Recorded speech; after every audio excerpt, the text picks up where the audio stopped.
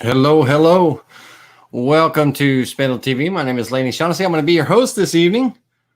Good to see you all. Tonight we're going to explore the Vectric's new laser module in 10.5. I promised you guys that last week, but I had to take a road trip to do a delivery of a machine, so I was unavailable last week, so we had to push it back to this week. So thanks for joining me this evening. But we're going to explore the new laser module, and we're going to create some projects working with that laser. We're going to kind of combine carving and laser engraving and stuff in the VCarve software. And then we're going to also look at the Aspire software and how we can use the laser to actually do some shading three-dimensional models. Now, unfortunately, in order to use the laser module, you need a bitmap image, a photograph image. And if your model doesn't have an image to work with, or you're not able to create an image from your model, then you wouldn't be able to do shading with it. And that's going to be an Aspire thing. You won't be able to do that in VCarve Pro because most of the models and things you're using existing models. There's no accompanying bitmap image to go with it and all. So we're going to explore that. We'll give everybody a chance to pop in, say hello to Dave and Crystal, Jim, hey Tim, Kevin, Harvey, Ronnie, Ed, George, Wade, and Ronald, and Mike Smith and Roger Brown. How you guys doing? Thanks for joining me. So we are going to, like I said, we're going to explore the tool itself. We're going to kind of combine a little bit of laser engraving and regular carving as well, and see what we can come up with. All right. With that being said, let's go ahead and get on into it. Hey, Crystal and Steven Camaro, I think he's in here as Calusa tonight. I got your email about a project, your fourth axis project. I have not had a chance to respond to that yet. Bear with me, and I will get to it, and I'll get with you guys on that as soon as I can. Okay. It's just been a busy week playing catch up from my trip and everything, but we'll get in there. All right. That being said, let's go ahead and before I share my screen and everything, like I said, before I share my screen, let me get my resolution turned up for you guys, or turned down, should I say, so it makes everything bigger so you can see it all, that wonderful jazz. Let's get that set up. We need 1280 by 720. And woof, there we go. All right. Let's get back over to sharing the proper screen. Get out of that infinity loop. All right. Wonderful. Tonight's project, let's go ahead and close up this tool. Tonight's project, I'm going to be working starting off in VCarve Pro. And what I'm doing in VCarve can be done in desktop as well with the laser module and all. We're going to start off in VCarve Pro. It's going to be a single-sided job. I've got the job laid out as a 12-inch by 7.25 by 3/4 inch part. I'm going to be referencing off the material surface this time around and starting from the bottom left corner. And so what I've done kind of to prepare is I brought in from the clip art one of the 2D vector frames here. Basically, I believe it was panel 21. Just brought in this vector so I had something to start with because of the simple fact that I'm drawing all this from scratch. I don't have anything really pre-prepared in here. I do... Why is my camera blurry? There we go. I do have something pre-prepared in the Aspire, but we're going to kind of go from scratch on that and everything. But let's go ahead and I'm get into it. So just before I switch over full screen, basically, for those of you that are just jumping in and everything, Vectric V10.5 came out a few weeks back.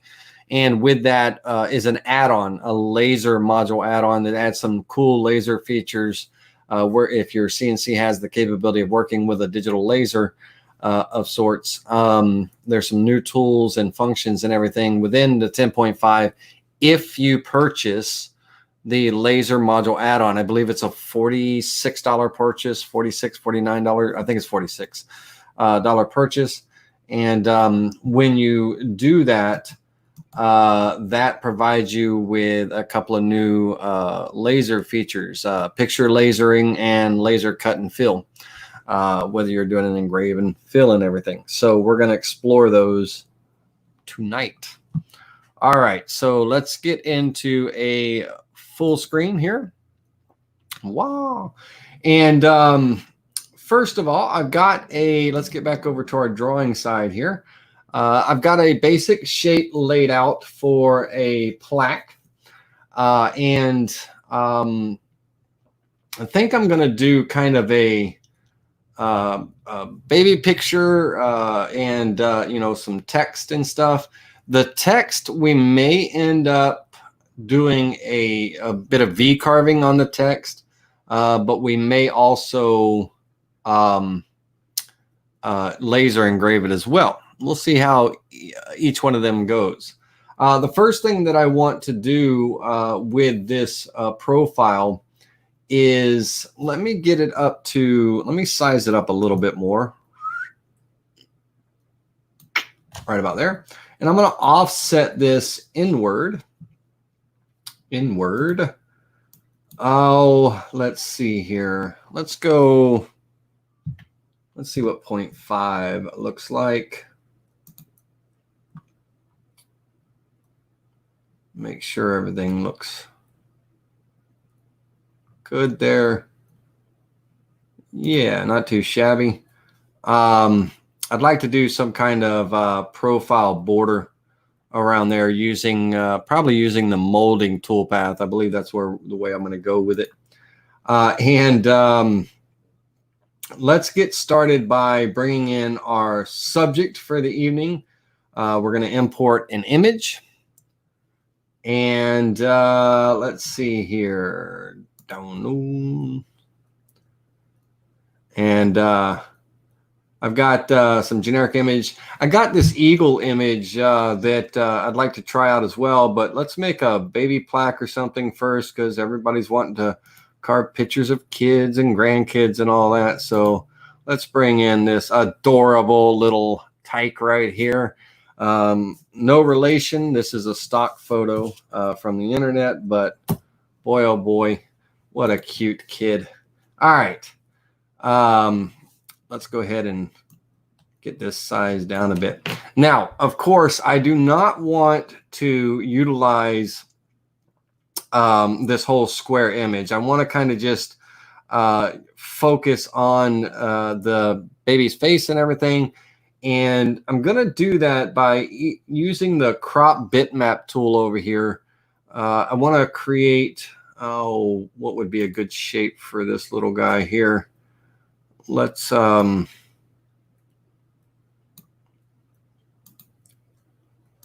see if I can get him position. We'll go with that there. And with that image selected and the vector selected as well, I'm going to use the crop bitmap tool to crop that image. And now that I have that image cropped, I'm going to go ahead and let's get this. I believe I am fully centered. Let me get my frame centered first. It is. So let's get this little guy here centered. Yep, he's centered as well. And nice. So there we go. All right. How can you just How can you not love a face like that? All right.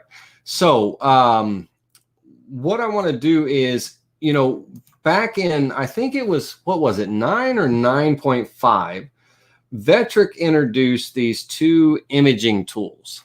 And it was kind of a preempt to the laser module that was coming down the road. And of course, it's here now.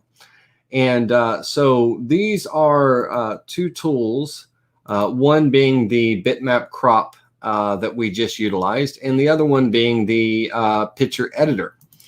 And the picture editor allows us to play around with our contrast, our brightness, our gamma. We can invert the image. We can grayscale it and things.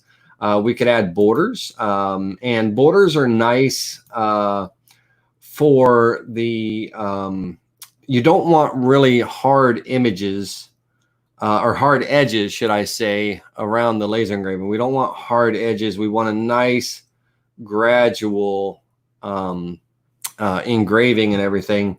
And so the, you can, as far as the border, as far as the blur of that border, you can increase or decrease it, whatever you want, and things. And so I'm just going to go with a light haze here. There we go. And I'm going to grayscale this image. Wonderful. And let's kind of get zoomed in so you guys and girls can see that. And then I'm going to play around with some of the contrast, because right now we can see here the tones in the face and everything. They're all consistent. It's pretty even all the way across. There's really no definitions of light and dark and things. So we're going to play around a bit with our contrast and stuff. So let's kind of bring up our contrast a bit. And if you want to go back, you just click on the little dashes above, your tools to, make your adjustments and things after you make your, if you want to kind of reset, should I say. But let's pull up the brightness a bit, and let's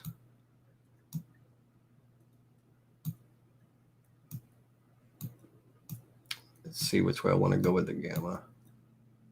We can start to see a little bit of lights and darks and everything starting to present themselves, shadows and shading. But we're losing a little bit in the hat area, which I expected with those light colors and things. Let's see what I can do here.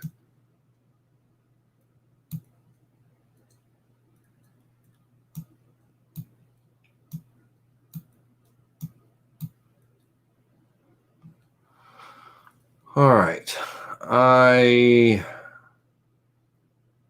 believe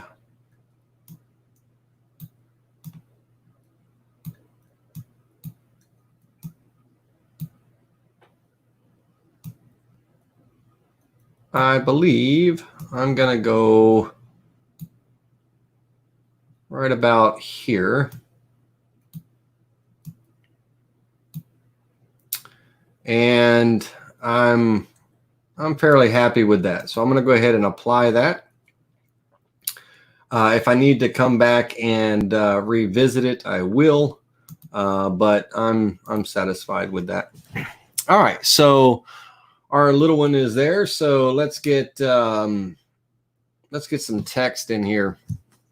Now we've still got to create our border profile, some kind of molding edge to this and all, but we'll get some text in here.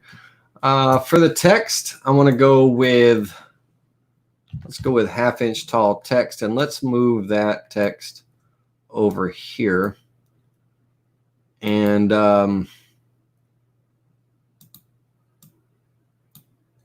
let's give this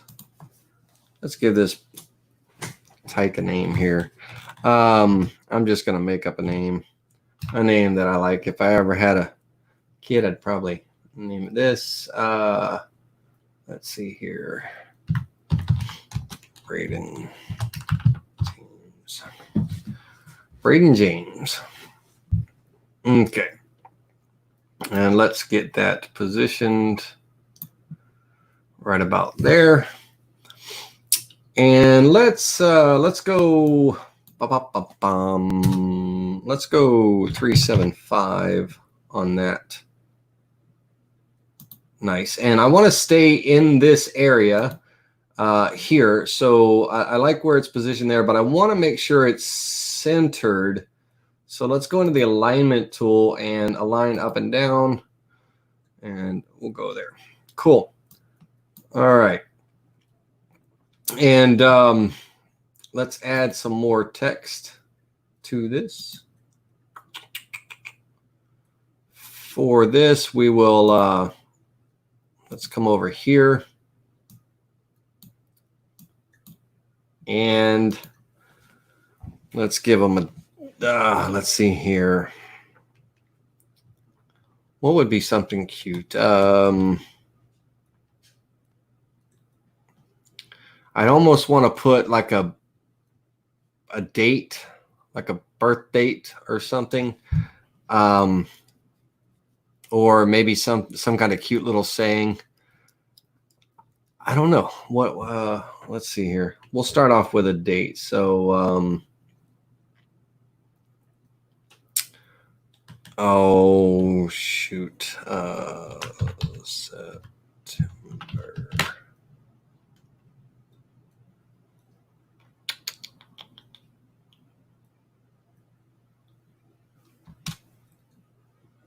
And let's say that this is not a birth date. Let's just say it's a date of that photo or something. We'll kind of just, we'll go, here, we'll just go, what's today? July, right? We are in July still. July 2020. All right, let's go, let's make this a little bit bolder. And let's go 0.5. We'll make that a little bigger. Let's change up the font a bit.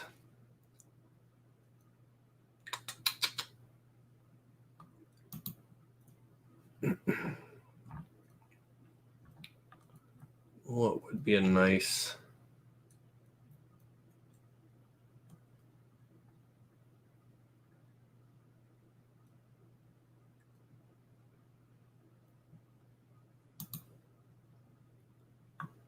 No, it doesn't fit. Bear with me a second. Let's we'll just go with a basic there we go.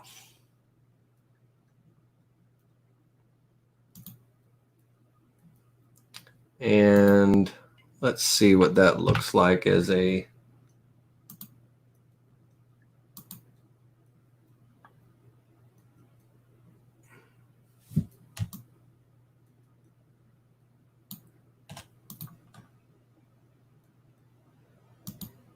okay. All right, so simple enough. Let's make sure that this is centered. So I'm going to go into my alignment tool here and make sure it's centered up and down. Simple enough. We'll go with that. Now I want to focus on the molding.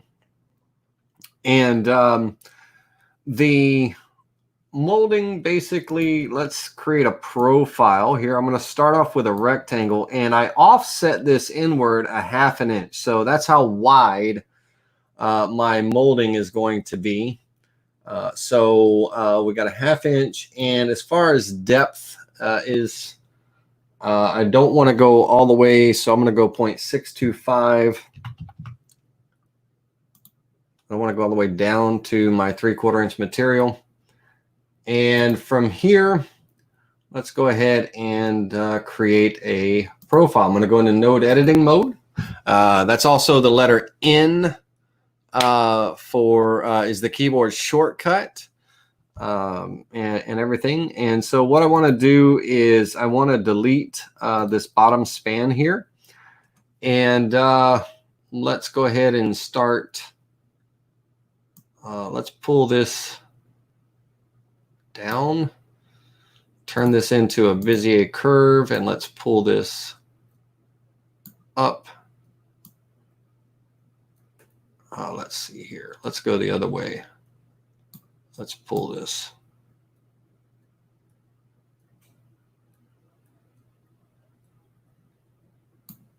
Here. And I'd like to put a radius on there. So I'm going to use my fillet tool. We'll go ahead and we'll go with a 1/4 inch radius. Is it going to let me radius you? No. If I use a normal fillet, maybe. No. So I got to manually put that in there. Let's go here and let's smooth out this point.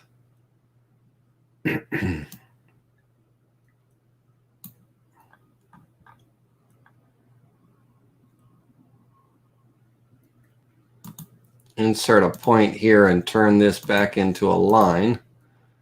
And then let's pull this. I'm going to select this bottom node right here. And then I'm going to select this second one here last, this node here. And if I hit the letter X on my keyboard, that'll pull that into alignment and everything. And then what I'd like to do is take this and just kind of, oops, not, sorry there.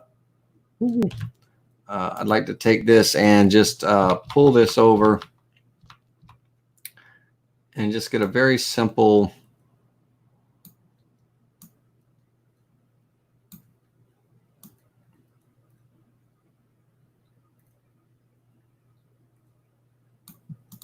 just a very simple round over. Nothing major, nothing exciting there. Making sure that I am still, my size is still a 1/2 inch wide and 5/8, so I'm good with that. Yeah, I'm good with that. I mean, I could probably put a little bead or something in there. Yeah, let's do that. Let's put a little. Got to be mindful of undercuts when you, if you're doing any kind of bead work or anything. The router cannot do an undercut and everything, so you just be mindful of that.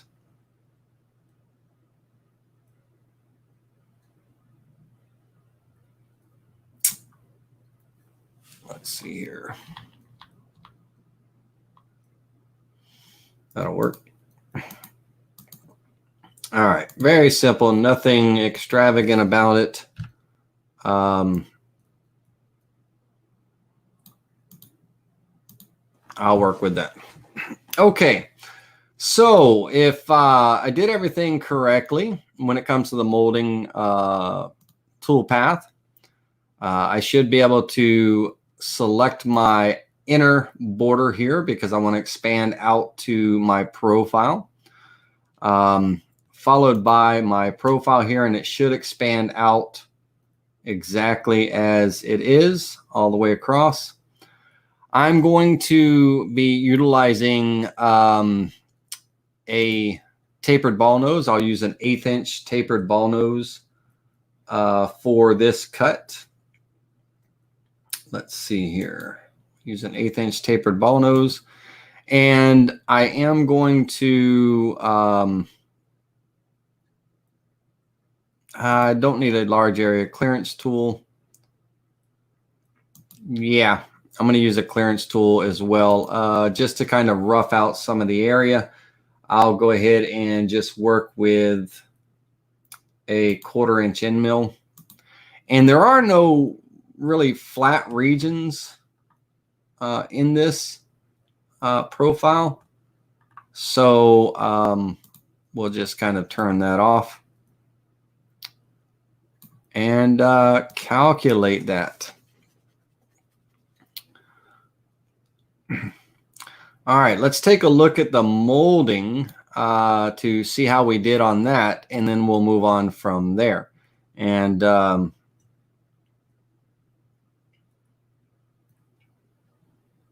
let's turn down our resolution. Let's get that so it's a little bit faster tonight.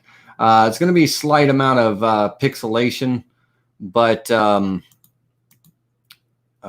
to keep things timely tonight. So we'll have a rough cut.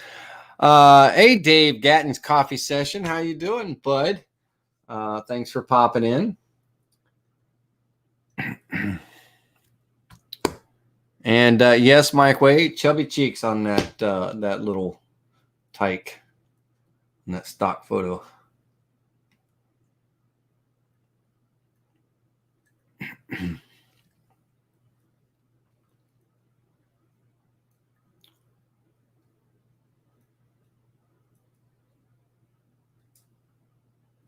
Okay. And as that works its way around and finishes up, then we'll go back and kind of create a profile cut so we can cut that out and get rid of the waste. Then we can kind of focus on the design itself. Now, what I'm going to do is I'm going to laser engrave we'll start off with laser engraving the text and the image, doing a picture laser engrave of the image, and then just a cut and fill laser engrave of the text. And then we'll also look at it as a VCarve on the text with the laser engrave. We'll look at it both ways and see which one we like best. I'm going to go ahead real quick and do a profile toolpath that's going to be cutting all the way through my material on the outside of the cut with a 1/4 inch end mill. And we'll go ahead and calculate that so we can kind of get that part cut out and get an idea of what our molding looks like. Because I have a filling in the corners, I can already see it in the corners and everything. Where my molding toolpath finished, I kind of, I've got these little spikes sticking up here and everything. And I want to say, did I make sure that I had square corners checked off? Yeah, sharp corners. I had that checked off. And so on my machining allowance, I'm going to allow that to go past the part a bit by, I don't know, I think 1/8 of an inch will do. And if I calculate that again, let's see if it brings it over.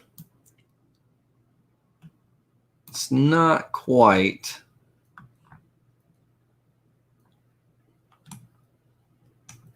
Not quite going to get me where I need.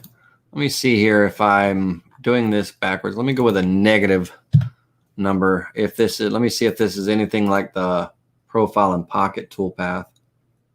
No. Okay. So this is like a 3D modeling offset, which is a positive number goes beyond the boundary, negative number away from the boundary.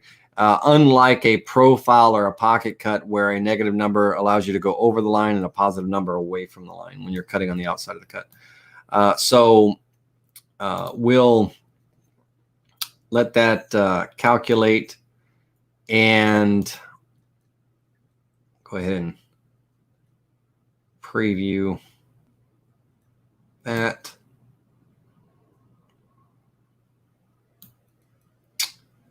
Yeah. So what I need to do is on my profile cut, I need to do an offset inward slightly to cut this lip away. I need to get rid of this lip right here. So I'm going to actually bring that in. That will be a negative number.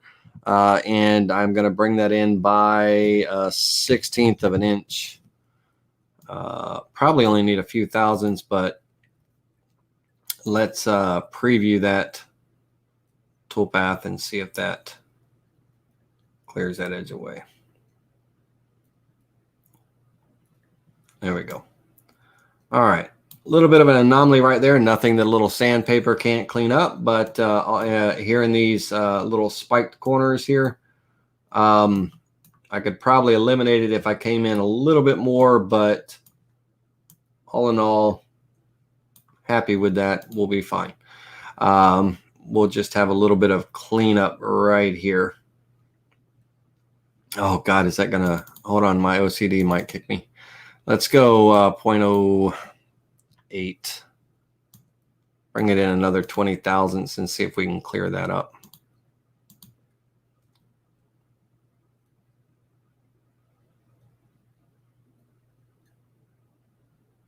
Okay. So I'll be happy with that. All right, so now let's focus on the subjects at hand. Now we're going to look at our lasering toolpath. So we have two options here when it comes to the new laser module. We have our laser cut and fill. I'm going to be using the digital wood carver laser, which is a 6-watt laser. It has a kerf of 5 thousandths, and I only want to set a number of passes. Now,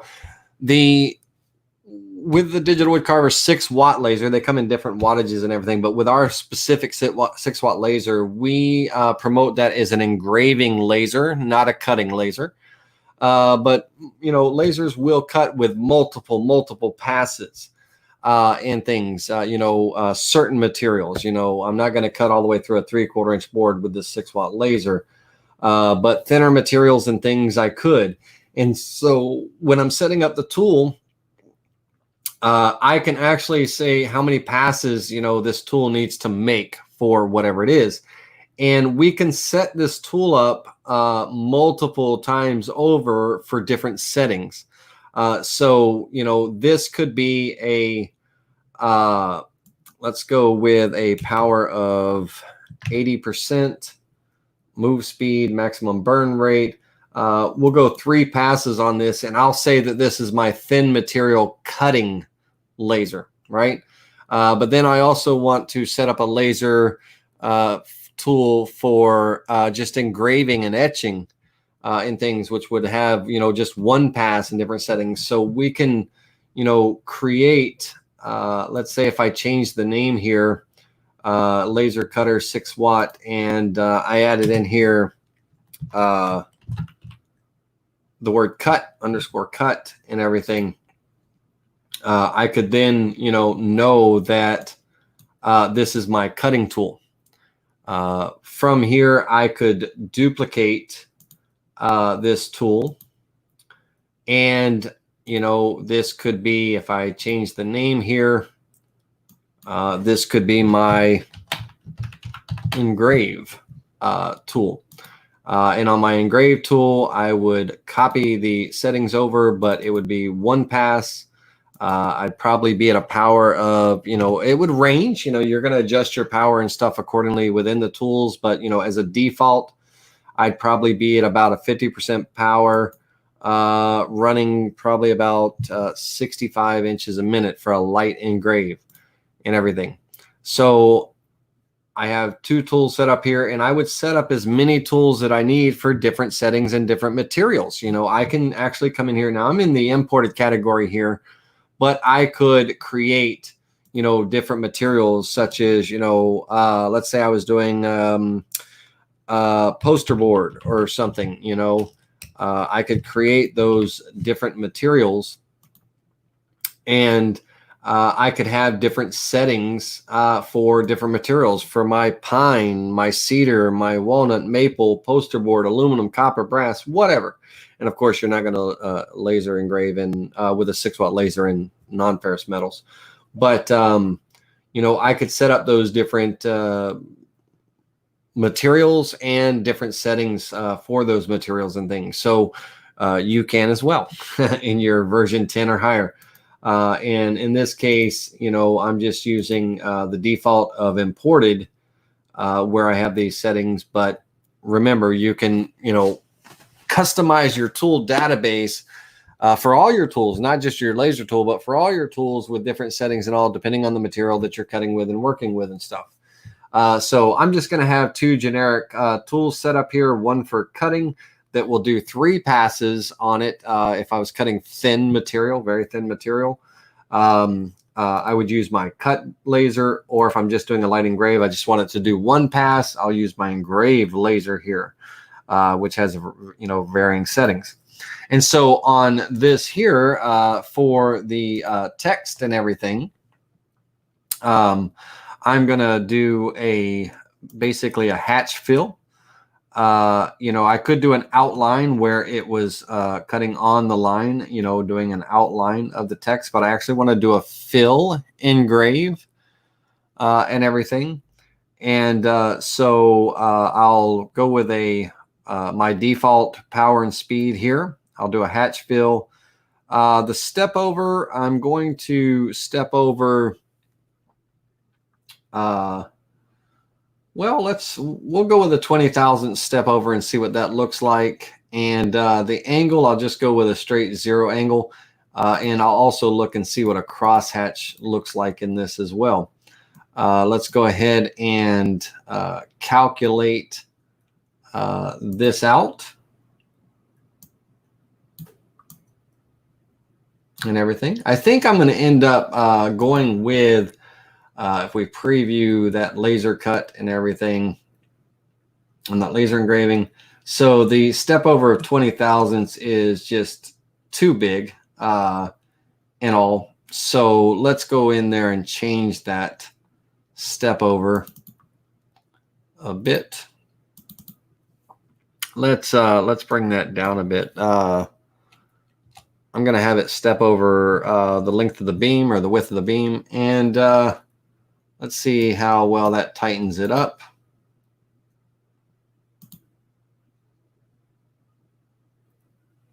And then, of course, how dark you want it. If it doesn't give you the the proper darkness and all, you can run that cut multiple times. You could run it a second time and everything to increase that contrast and stuff. And so we'll do a simple laser engraving there. That doesn't look too bad. We can try a crosshatch to see if that gives us any a better fill. But I'm also working in a very low resolution for time's sake and everything, so I'm not getting a true representation. If I was in extremely high, I'd get pretty much a true representation of what my laser would look like. But for time considerations in class tonight, I've got it set down low, so we are seeing a little bit of pixelation, and I can expect it would be much better than that. So there's our text. And before we continue on, let's answer a quick question. So Jeff says, hello to all. What are the concerns with running an open laser on a CNC, dust environment, etc.? Just curious, what are your thoughts? Well, that's a good question, Jeff. Most large powered CNCs, your 50, 60, 90, hundreds and things, those are enclosed and they have some type of extraction system, extracting that, that burning residue and everything out, outdoors, like through a vent and all. With the smaller lasers, you don't have a whole lot of, a whole lot of burn off that it's a major concern. I always have my customers run their shop vac with their laser, so the shop vac will pull that what minimal smoke and stuff there is. Working in an open area like my shop and stuff, I don't necessarily need to have the doors open and all, and I'm not too concerned with it. I do have my RZ mask on and things like that when I'm milling and working in the shop anyway. But the dust collection helps kind of pull, and it'll get filtered through the dust filter of the vacuum and all. But for the most part, on a small laser, your 2, 3, 6 watt lasers and things, you don't have a whole lot of concern about that and everything. Now, where you do have concern is working with and laser engraving on dry materials, dry woods and stuff. And also, you never want to leave the laser unattended. I had a customer not too long back. was laser engraving on cedar. And it was a very dry cedar. And he was doing a crosshatch with a very tight step over, which means that laser beam was concentrating in a very small area for a very long time. He left the laser unattended because he was, used to leaving his router unattended when he's carving and stuff, but laser's a little bit different. And that laser, you're burning wood, so you always want to keep an eye on it. It ended up igniting and, catching the CNC on fire, burning up the CNC and the laser. The fire didn't spread past that, but he did have to replace his CNC and laser, which was very expensive. So number one, don't leave your lasers unattended. And number two, a well ventilated area is fine. I always say have your shop vac running, and just keep an eye on things. All right, hopefully that that helps. Scott, unfortunately, I do not know the post processor to use with the Shark HD5. We at Digital Woodcarver had to create a custom post processor. And I'm assuming that Shark did as well for the laser module. And so in your drop-down list, let's see here. I have to go to a different folder because I don't have it in my drop-down. I only have the Digital Woodcarver in here. But if we look at the application data folder that comes default with the Vectric software, and we go into post P folder.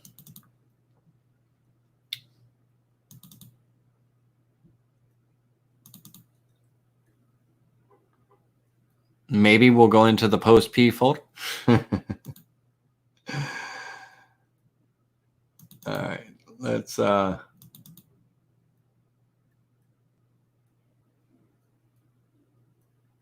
right. Let's see here. It's open about 100 times now. Let's see here. Shopbot. So let's go down to Shark is next wave. It might be under S for Shark. Let's see here.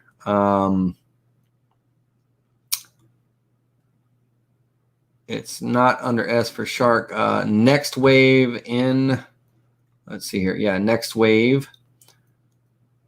Next wave, CNC, millimeter, ATC. So it doesn't look like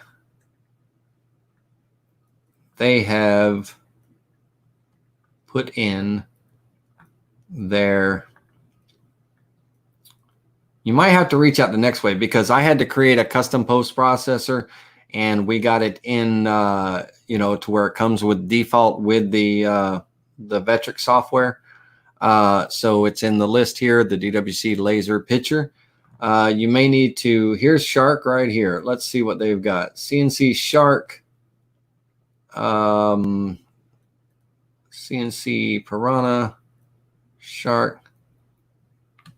Okay, I'm not seeing a laser photo, a picture laser. They would normally name it laser, but you may want to reach out to Next Wave Automation and ask them which post processor they created for the new laser module and everything. That would be my recommendation. And like Mike Smith said, he had to contact them personally. So go ahead and, contact them.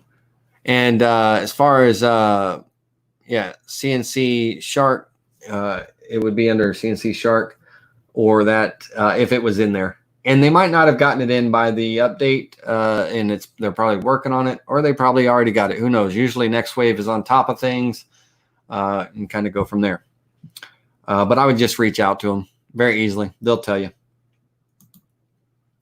All right, so now we've got our laser engraving and everything in our profile kind of laid out. Let's go ahead and work on our photo. So we've got our image here, and the we've got our little guy here, and we're going to go into the laser picture option this time. For this, I'm going to select my engraving laser. Oops, I don't want to remove it. I want to select it.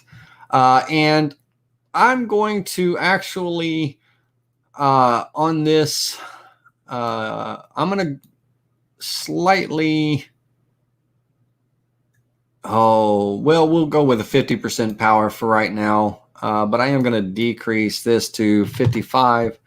I have a choice here of doing a raster, depending on which angle I want to raster. That's back and forth. I can do a hatch, basically kind of like a cross hatch pattern. I could do selected vectors where we actually create vector lines, and I'll show you what that effect does and everything with selected vectors. And then we have the option to dither. We can dither our raster or our hatch. We can't dither the selected vectors, just the raster or the hatch. And a dither basically is like a newspaper print, that dot matrix kind of, dotted laser engraving. And everything. We'll look at the difference between dithering and not dithering. Now, what we want to do is when that laser is engraving, we want to set our density, our line density and everything. We don't want to be too sparse. Those lines will be too spread apart, and you won't have a good image when you're laser engraving. You want a dense a line density and everything. And so I'm going to actually kind of max it out at this, let's see here,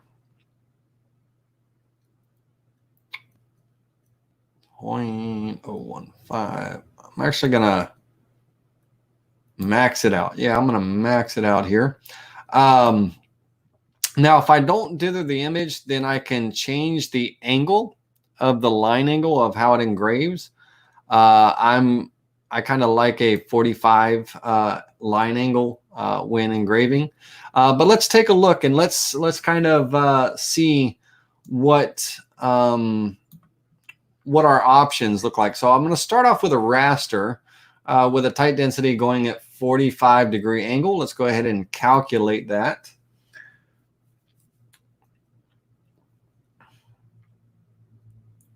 And we'll let that calculate. And Mike, if you did get a chance to reach out to them, if they gave you an answer as to what post processor to use, definitely help a fellow carver out and share that information with Scott. Or Scott, just give Next Wave Automation a call.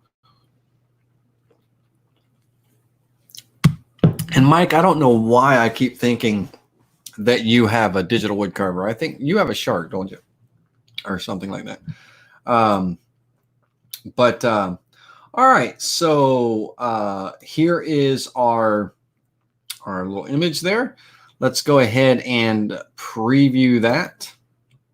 Now, when it comes to the darkness of the preview only, I'm going to go back to the tool after this preview's out and everything.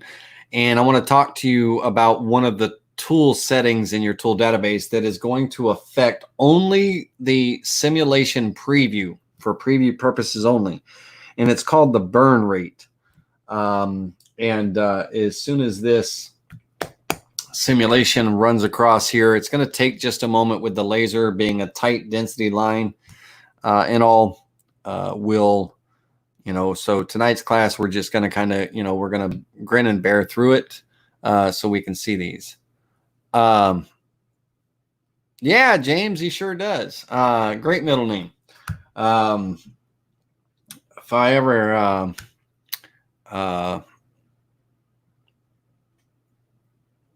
planned on a relationship and a kid, that was the name that I picked. With my ex. That was a name we picked together, but it's a cool name. Like it. Yep. All right, let's see here. Let that go in, and if you guys have any questions, let let me know. Now, while that is, again, we got to just kind of grin and bear it through the simulation and stuff so we can see this. It is going to take a while because we are working with a bunch of dense lines for this laser engraver, which our kerf is about 0.005 of an inch kerf on there. And another thing is you can change the kerf in your tool. You can change that kerf number and to get different results as well. Even though the kerf of the laser doesn't change, you can change the laser kerf in your tool to get different results. I haven't run across yet. Everything is still new and everything. I haven't run across a situation where I would do that, where I would change the kerf to achieve some kind of different result or look. But watching some of the Vectric tutorials out there, and guys, a great tutorial about that talks about tool setups and everything. Let me throw some Vectric recommendations out to you guys and girls while this is previewing and stuff.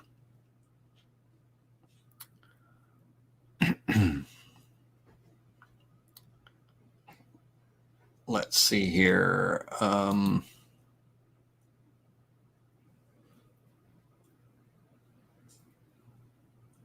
There we go.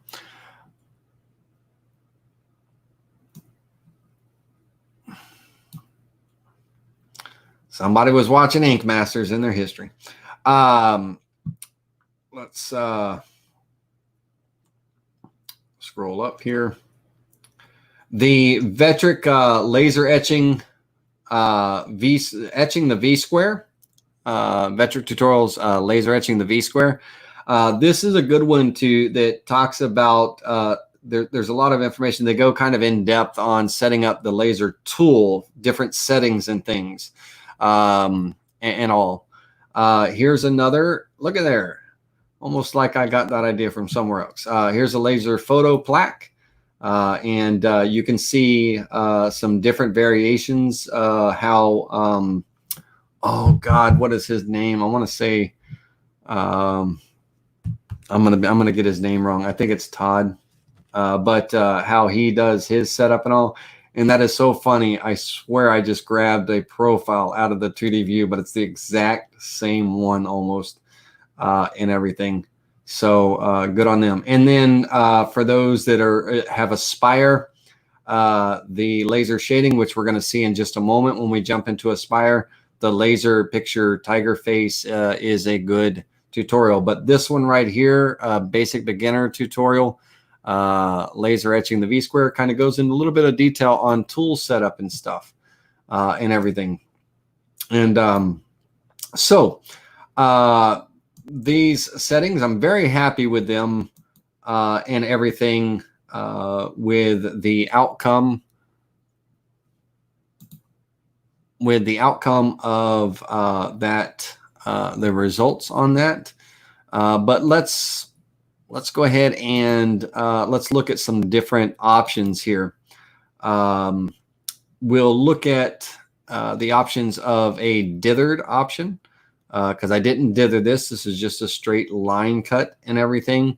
So let's go with a dithered option and everything. And that'll be kind of more of a dot matrix, like a newspaper print and all. So we'll calculate that out and everything. And you can see how it's kind of more like a dot matrix, if you will.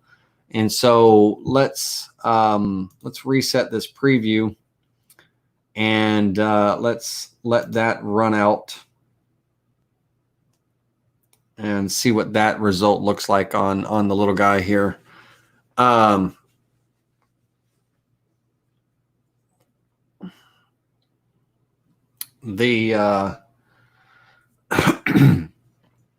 like the dithered effect for a lot of things, but I also like a standard straight line engrave, you know, at a 45-degree angle. That's kind of my settings. but I just got my new laser, my new 6-watt laser. My old one, I burned it up a few months back, burn it out, running it so much. So I just got my new one in, and I have not yet got an opportunity to run a 10.5 module picture engrave. And that's the one thing that I've been wanting to do, is run that a picture, to be able to laser engrave a picture. I have my big laser. I've got my 50-watt laser where I laser engrave photos and stuff. But I've been wanting to do it with my small laser on the CNC, and we can go from there. So we can see what the dithered effect does. It's kind of like that dot and matrix and everything. And again, I like it in certain aspects. I think when it comes to shading 3D models and stuff, I kind of like it where there's a little bit of dithering and everything. But in the case of this particular project, I think I would be, happier with just the straight line engrave versus the dither. But either one, it's still, pretty cool effect and everything. We can, look at our crosshatch option. Let's go ahead and calculate that out as well. And then I'll show you what the selected vectors is. Now I can, the tutorial that looks similar to this one, that Vectric one I just showed you, the line vectors, which I'm going to show you as well, I can't really see where that would be. It's a cool effect, but I can't really see where me personally would like it and all, but it's cool that you can do it. And I'll show you what I'm talking about here in just a moment. Let's go ahead and preview, let this preview out. This is a dithered hatch, and we'll see what that little guy looks like with a dithered hatch. While that is calculating out, let me see here what George has got to say. If selecting a project on 3D model, does the software change the laser output to make up the hills and valleys? I would assume so. Yeah, absolutely. It does. It surely does. It changes the power settings and everything because it projects that laser engraving onto the 3D model. So it will project it onto that 3D model, just like if you were, V-carving and you project onto a 3D model where it follows those contours and curves. The laser is going to follow those contours and curves. And since the laser Z doesn't change, it changes and alters the power accordingly. So it sure does, George. Sure does. So lasers burn out like a light bulb. On average, about how many hours of use do you get out of your 6-watt laser? Well, it's a diode laser. You're depending on its use and everything and all, I could expect, I would say probably 7,000 hours of time on it. But if you do like I did, to where you set it up a little bit too close and overheat and burn out the diode prematurely, then you're only going to get a few thousand hours. But I think on my laser I had probably about, I would say about 900 hours or more on it. And I ended up burning it up because I wasn't paying attention one time and burn out and shorted out the diode and when to get it replaced. But I would say probably, I would probably say a good 6,000 to 7,000 hours on a diode laser before you have to change the diode out. But don't quote me on that. The best person to ask would be Burl Tishner on that one. He'd be able to tell me. He's the laser guy. So this is a dithered hatch, and you can see it's a little bit more concentrated in everything than just the standard, dithered. And so, again, nice effect on that as well. Very happy with the way that looks. Wouldn't complain about that at all. But I think for the most part, for me, it's going to be a raster, non-dithering at a 45-degree angle.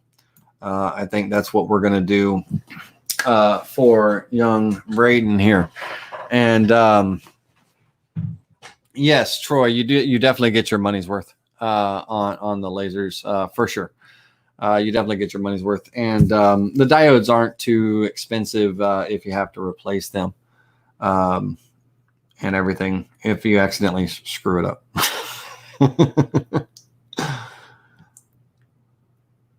And so I'm that dithered hatch, not disappointed with that at all. I think that looks good. That would be a good option. That would be definitely a good option when it comes to that'd be definitely a good option when it comes to shading 3D models, which we'll talk about when we get into the Aspire, because it does require the Aspire to be able to do that. So let's go ahead and preview this one last time here. Let's preview the visible model or visible toolpath. Let that run out, and then I want to go back and instead of laser engraving the text, I want to go ahead and VCarve the text, and then we're going to move on to our next project and see what that looks like. So we'll let this run out, and and I'm sure Scott, you're keeping up with the chat conversation. NextWave sent a post P and instructions on installing it. So I just reach out to them so you could get those instructions and stuff and all.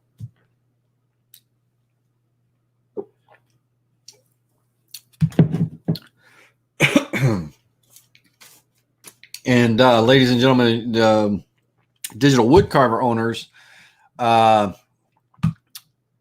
and let me just, for those of you that are digital woodcarver owners that are thinking about upgrading to 10.5, and thinking about getting the laser module and thinking about getting a laser if you don't have one, you're going to get your instructions from the Digital Woodcarver YouTube channel. Let's see here, YouTube. Let me learn how to type wood carver.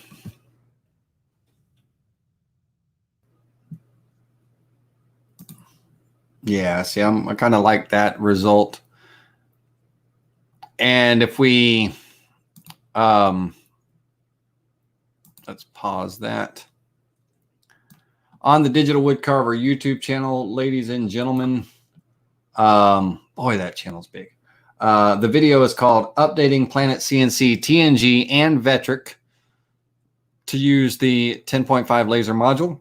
And in the instructions, it tells you where to download the files from the website, and the files have the new post processors and the new digital laser tool and all of that good jazz.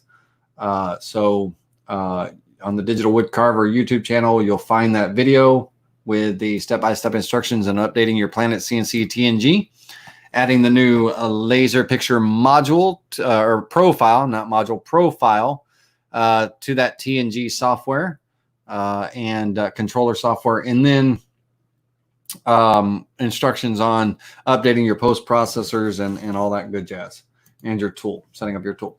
All right, so let's take one last look here at this. Let's do this as a VCarve this time. And let's go with a, I believe that's my 60-degree V-bit in there. It is.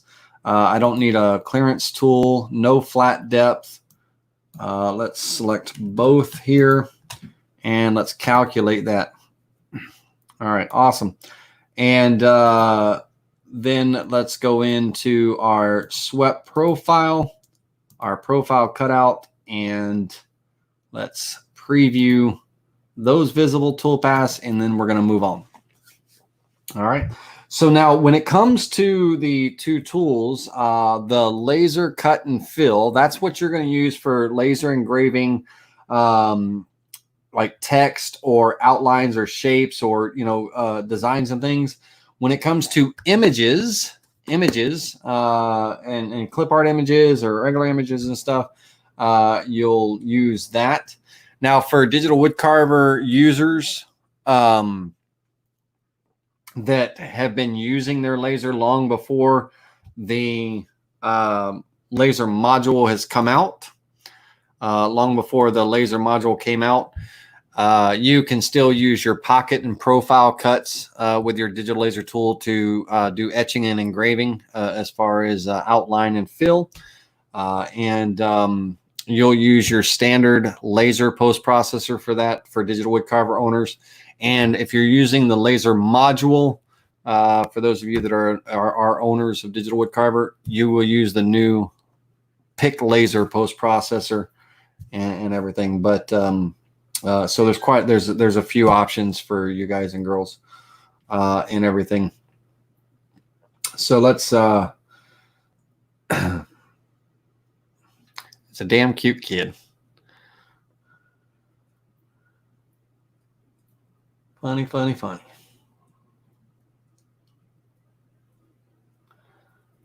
I'm 45 years old. I'm past baby fever, Am I 46? 45, I think. 45. All right. So here is a look at that sign. If it was a combination of engraving and a little laser etching, some pretty cool stuff and everything to have fun and play with. But like I said, just a real quick recap. Let's go back into full screen here. All right.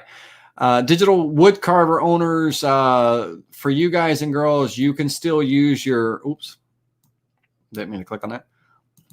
You can still use your pocket profile toolpath as well as the quick engrave toolpath with your laser.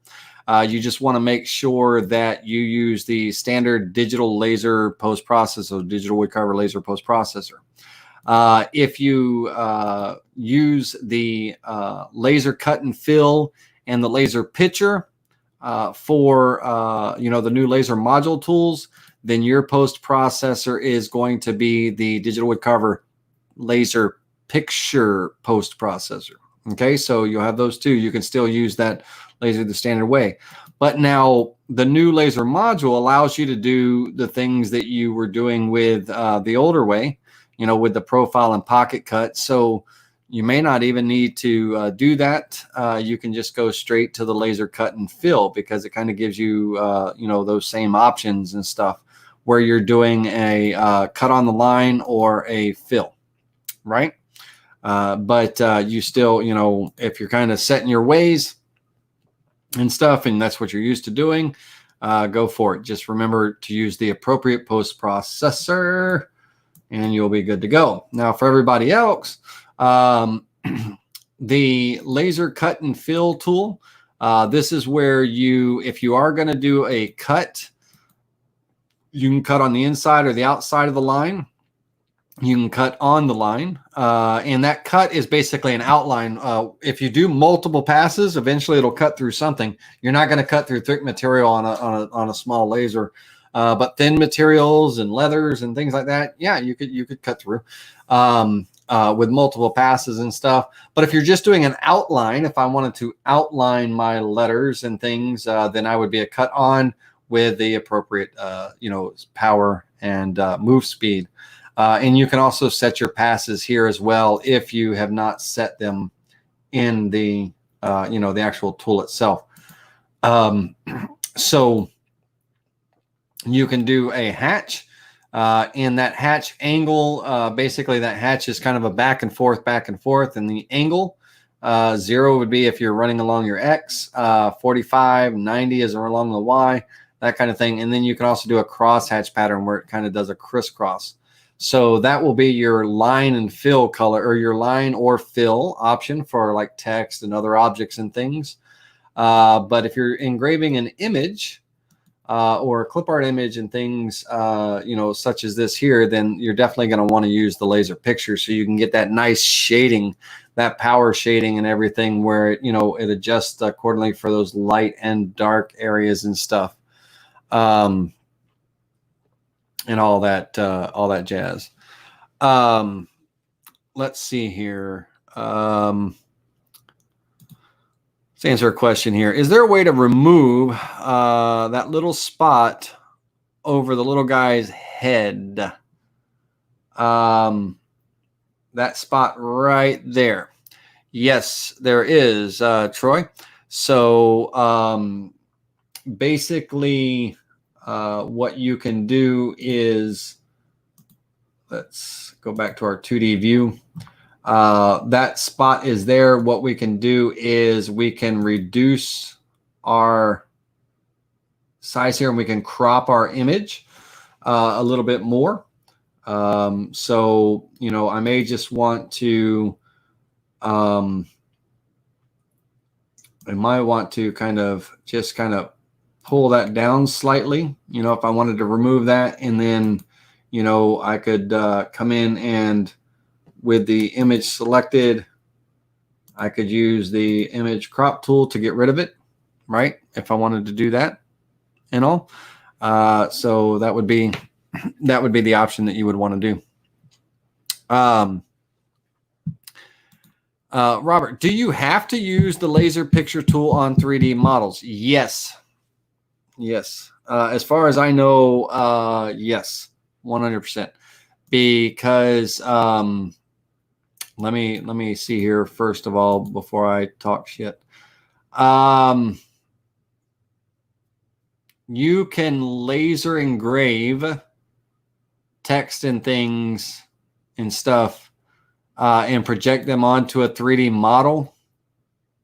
But when it comes to shading a 3D model and everything, you would use the laser picture tool. But you can, do outline and fill of text and things, and project it onto a 3D model. And so you can use that tool to do that, to project onto the 3D model.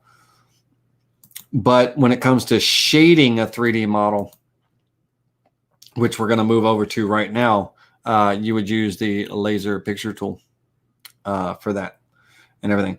All right, so basically a cool way to create some neat, memorable things for whether you combine a little bit of laser engraving with text and all that wonderful stuff. And yeah, pretty cool stuff. Let's go ahead and close out of it. Let me save this in case somebody wants to ask a question about it, and I can pop back to it real quick. And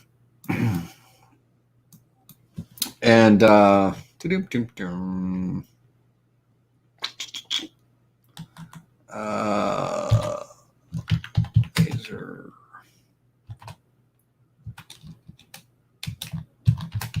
baby sample.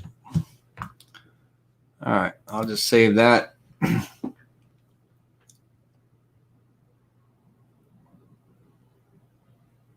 Okay. Now, when it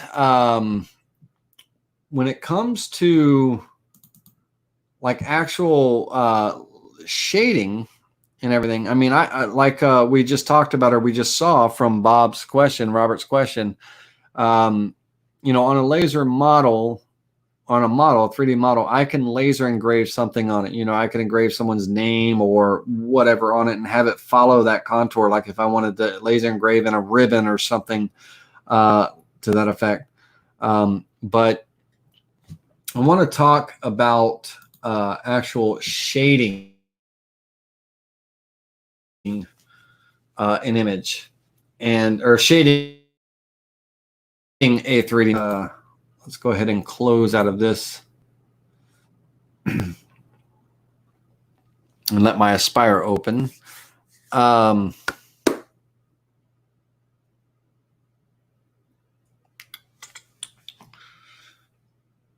Maybe it's going to open. You going to open for me?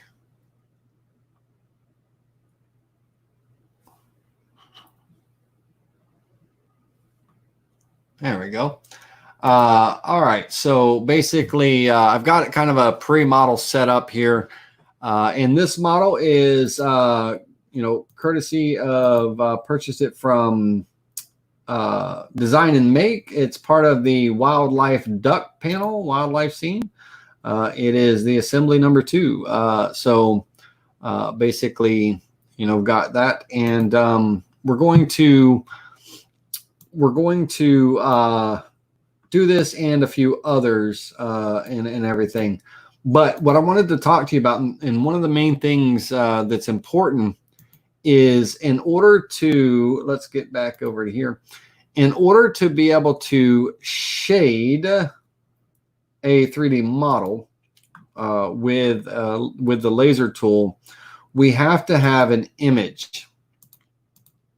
We have to have an image, and whether our image is an image we import and create a model based off of that, such as let's see if I can do this without freezing up my system.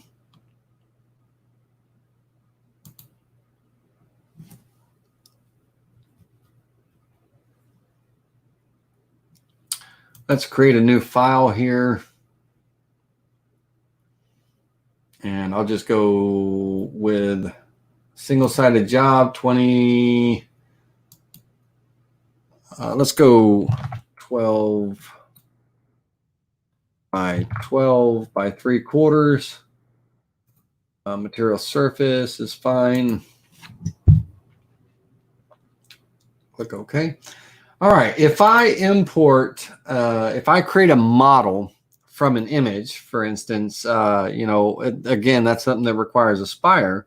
But I'm going to be, importing an image, and that the Aspire software will create that component from that image. And of course, let me get it sized down. Let me get it centered onto the material and get it sized down appropriately.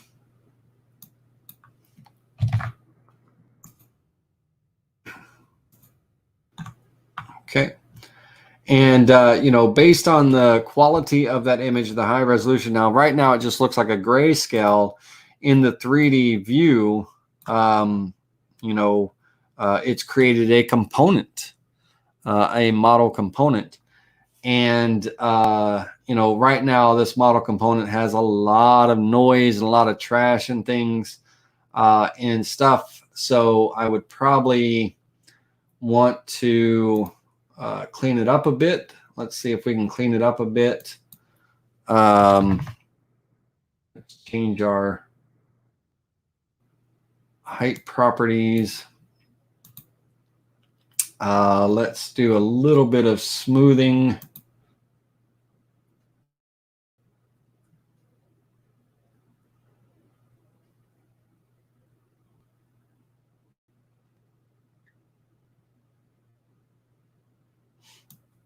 Let's apply a small amount of smoothing to it.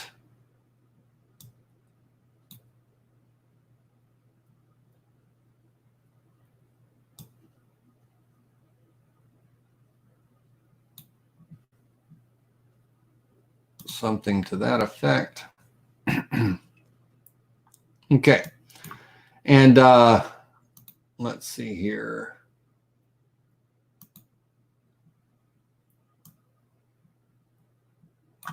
Yeah. All right. So we've got a 3D model here that we created from an image, and we have that image as well that we can import because this is not an image, this is a grayscale. So we can import our image also. So if I import that bitmap,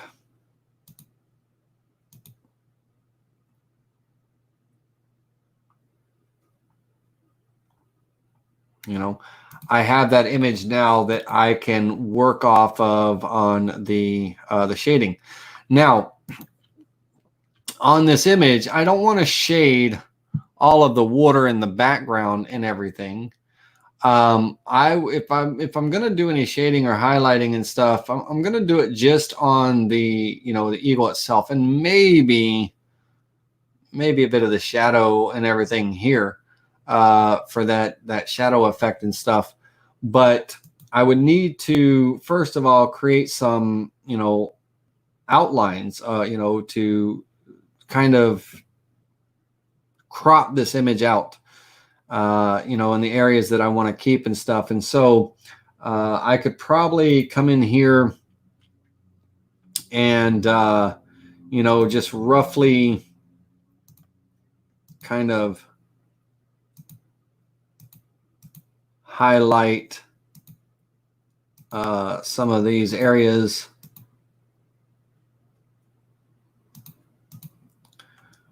And let's see here. On the eagle, I want to try to be a little bit more precise with him. So let's open up the Trace Bitmap tool.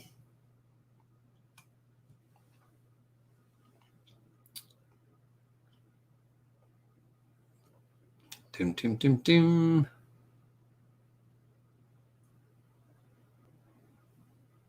Everything's a bit slow tonight.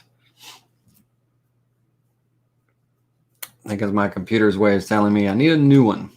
Now on the, if I change this to a black and white trace, let's turn the fading off so we can see our image in its full glory. I'm basically just want an outline of, let's see if I can get a good outline here. And yeah, that'll work for me. Here, let's see if I can go a little bit. No, that's too much. I don't want all that.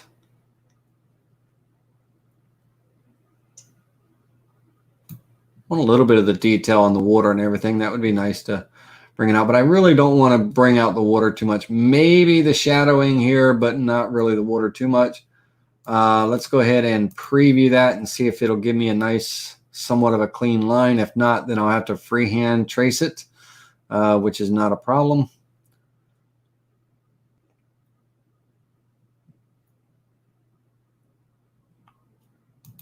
Let's see if I can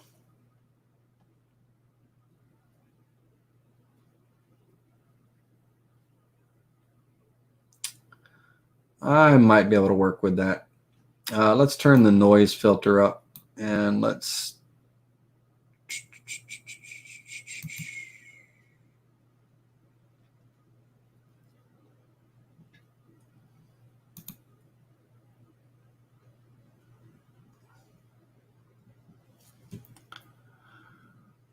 all right, so we'll undo our tracing.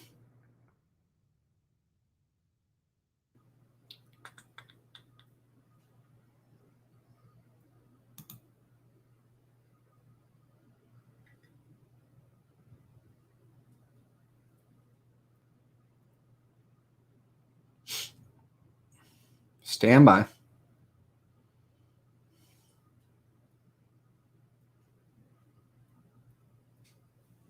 I done froze it up. Hey, Paola, how are you doing? Thanks for joining us.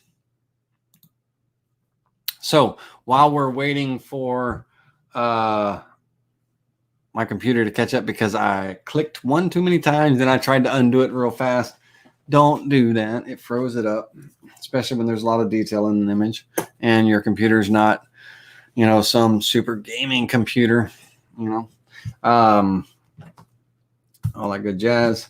I have frozen it up. I've locked it up. All right.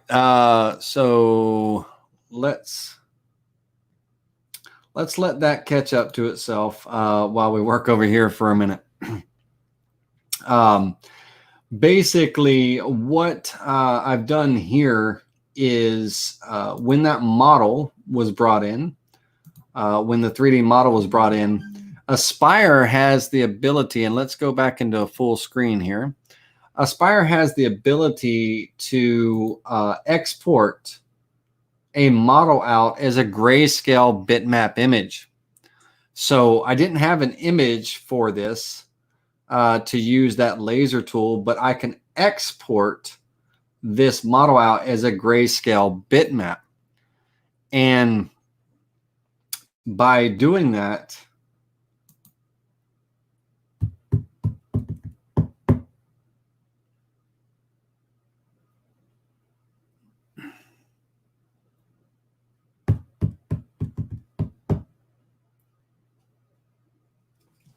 I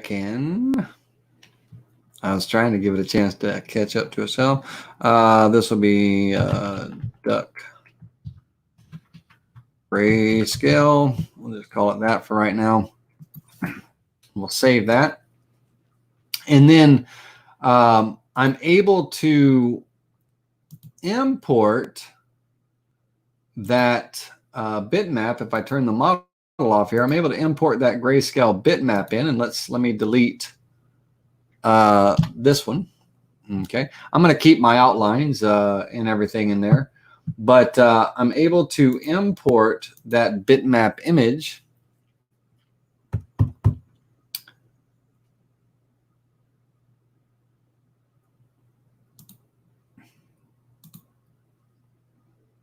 Okay.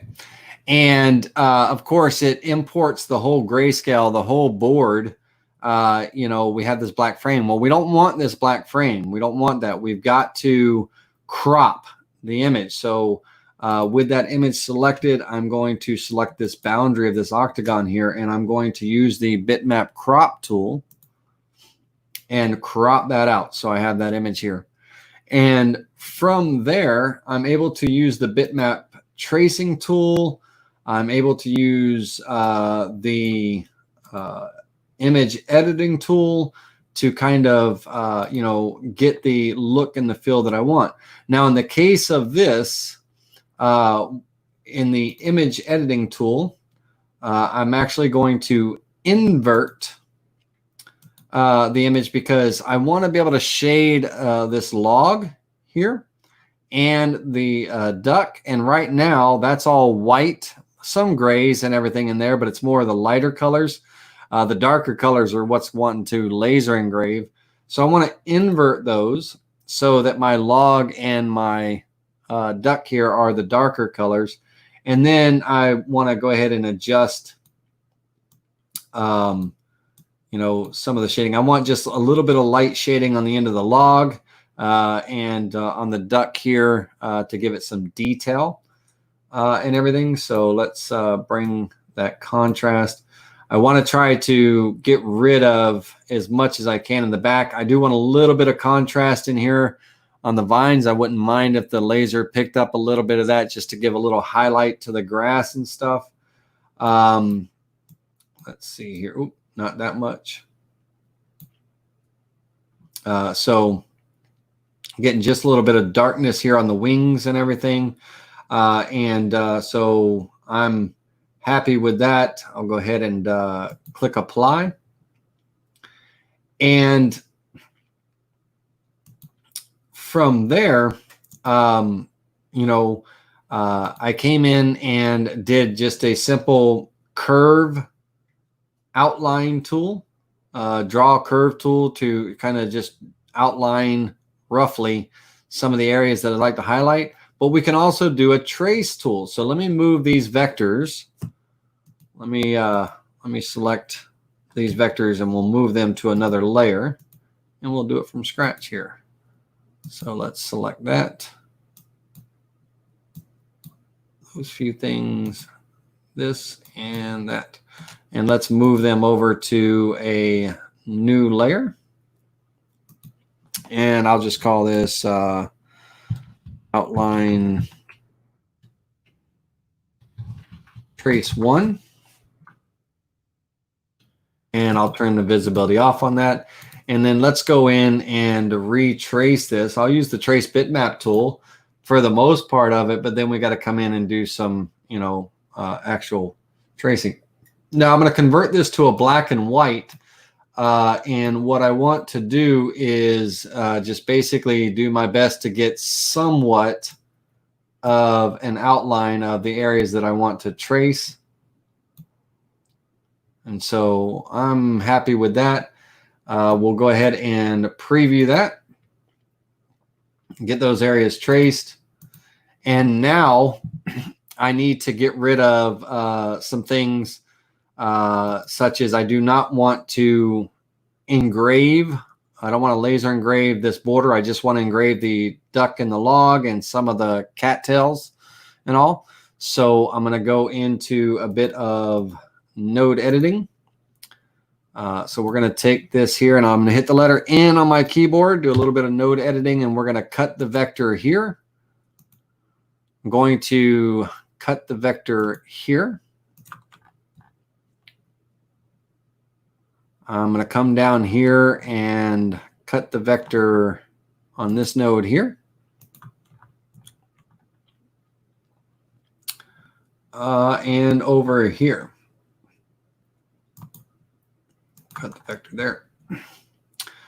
All right, and by doing that, I can go ahead and delete what I don't want. So I'll get rid of that line there and this line here. On this one, I need to do a bit of drawing. So we'll take the draw curve tool, and I'm just going to basically kind of outline a bit of this. And I believe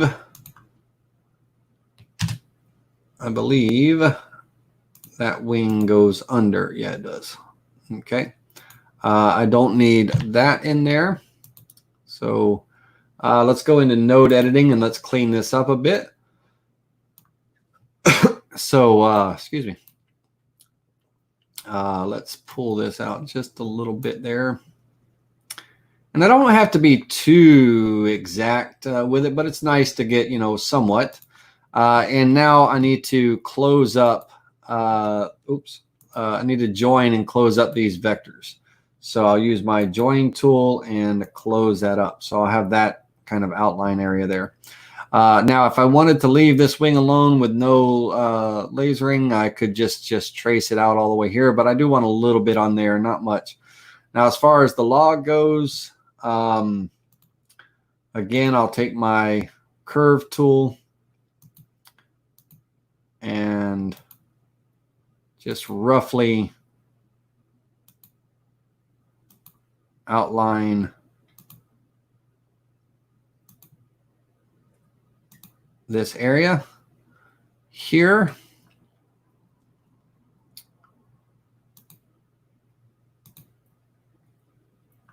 And we'll connect it back to here. All right. Once I've done that, I'm going to go into node editing, and I'll turn this into a line. And let's move that up. Again, I don't want to get into my frame.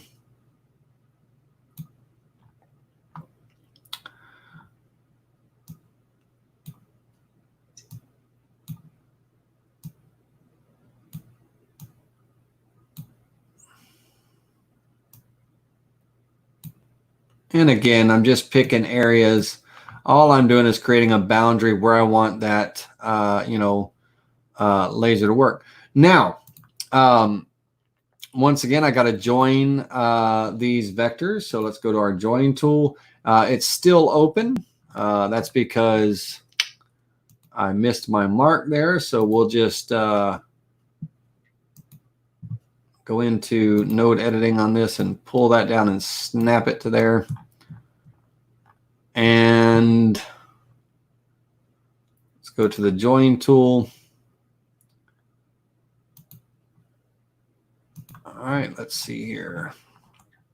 I missed my mark there as well.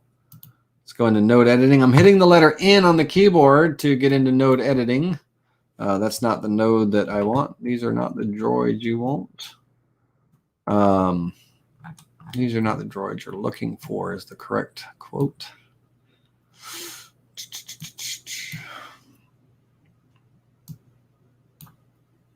I don't know what that is. Is that a node? Delete that span. There we go. And let's go back into here. And there we go. So it closes that up. All right. Now, on this shading, these outlines here, all of these vectors here, not here,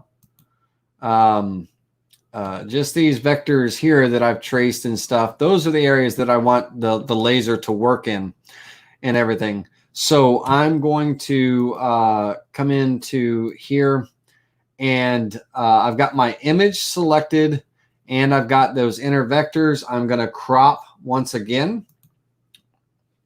I'm going to crop that image once again. So all I have are these remaining areas. That's the only areas where there's a picture. That's the only areas that are going to get laser engraved, laser shaded and everything. Okay. So we're going to, we'll come back to that eagle in just a minute, but let's finish this one off. First things first, I'm going to select my vectors, all except for the outside one. And that image, this is the image here, right? That's that square box and everything. And that's the areas that I want to laser engrave. So on this, again, I'm going to use my 6-watt laser cutter. I'm going to go with a 50% power, move speed of about 55. On this, I'm going to do a dithered hatch pattern. I think I like the way that one looked. And I do want a bit of a dense line, so I am going to go with about a 0.0015. And I have to project this onto the 3D model. Okay. I want to project it onto that 3D model. So we'll go ahead and I'll just call this laser picture class, so I know it was the one we just created. And I'm going to calculate that. Unable to calculate toolpath, resulting toolpath would be too large. Okay, so my density, let's raster dither that, and let's bring the density down a bit, and let's calculate that. There we go. It didn't like the hatch dither on that one. Too much.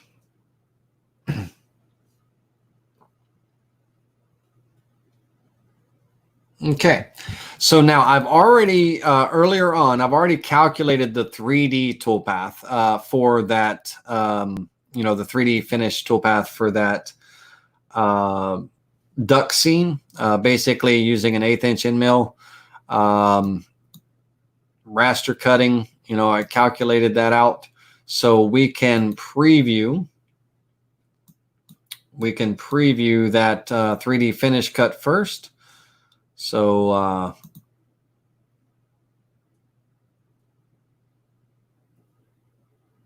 we'll let that preview.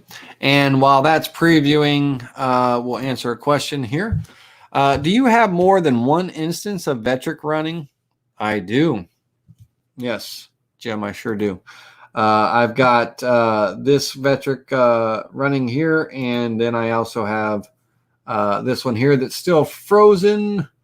So what I'm going to end up doing is that's not responding, so I'm going to go ahead and I'll close out of that one, and then I'll redo the eagle in just a minute and everything. But let me turn down the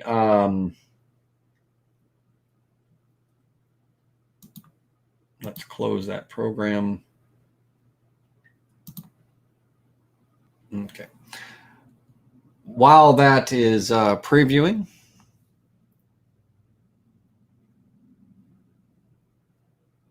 and I have the resolution turned up high there because I want you to be able to see the effect of the laser. So again, we've just got to grin and bear through it through the simulation until it's done. But if you have any questions, now's the time. So basically, let me, while that's calculating out, let me come over here. And what we've got is, let me move this camera over a bit. I turned green on you guys. Sorry about that.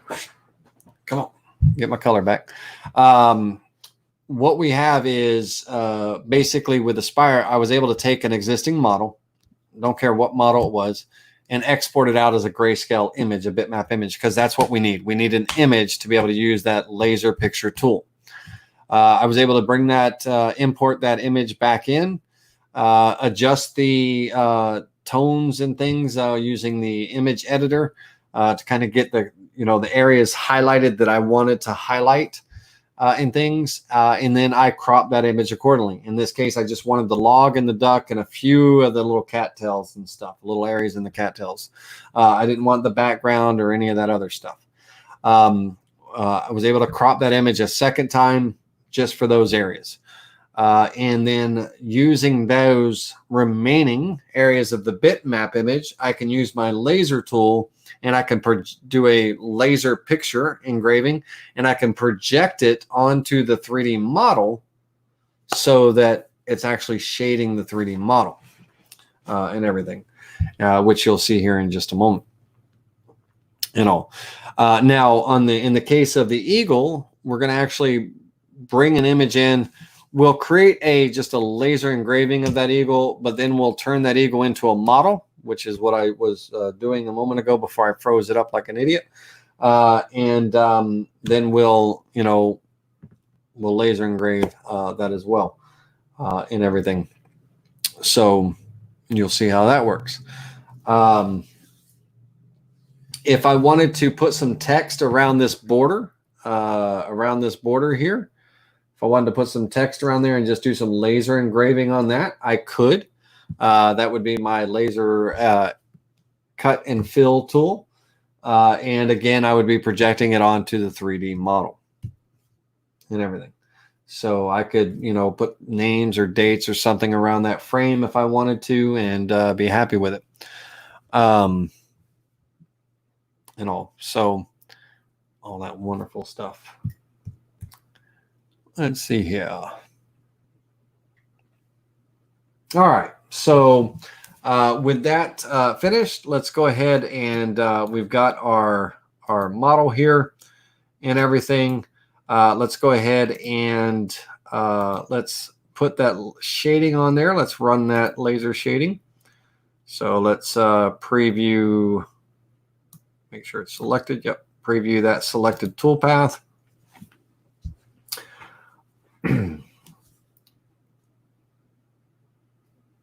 And I'm running a dithered raster raster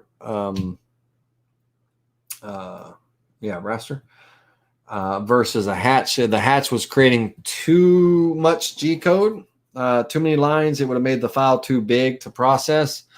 So I had to back down my line density a bit and change my strategy and everything. It would just been an impossible. It would have been millions and millions of lines of G code that would have been impossible to run. So the software said, hey, back it down. It won't calculate it and everything. So if you guys and girls have any questions, now's the time to ask. The laser engrave is about to be done, and then we'll move on from here. Let's go into full screen while we're waiting for that last step. Here we go.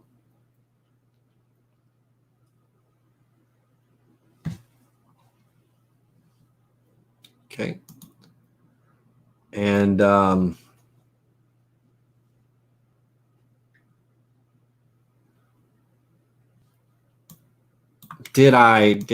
did project it, right? I did project it. Okay. All right. I just want to make sure I projected. I was like, wait a minute, because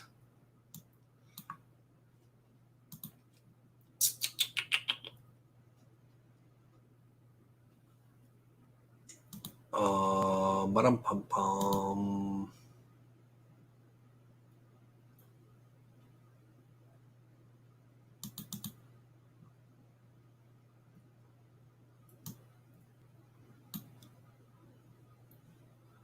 Bear with me.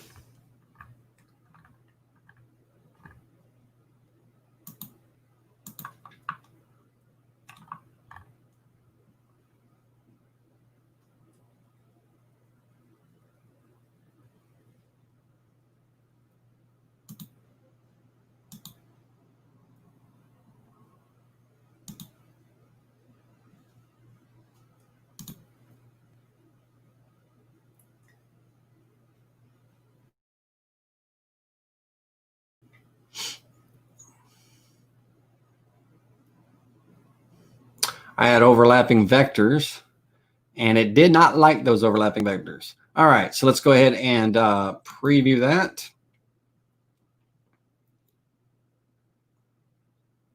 One more time.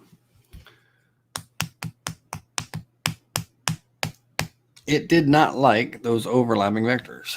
Let's see here. What do we got here? Rochelle says, and Rochelle, did I answer your other question? Oh, I think I did. If I'm laser cutting boards, do I need to put a polyurethane finish on the board before it can be used to cut meats and etc.? For cutting boards and everything, you want either a butcher block finish, mineral oil, some type of food safe finish for cutting boards. You don't want to use a polyurethane or lacquers or anything like that. You want a like a butcher block finish, a salad bowl finish, a mineral oil, simple mineral oil bath, but it needs to be a food safe finish. Okay, so do not use polyurethane.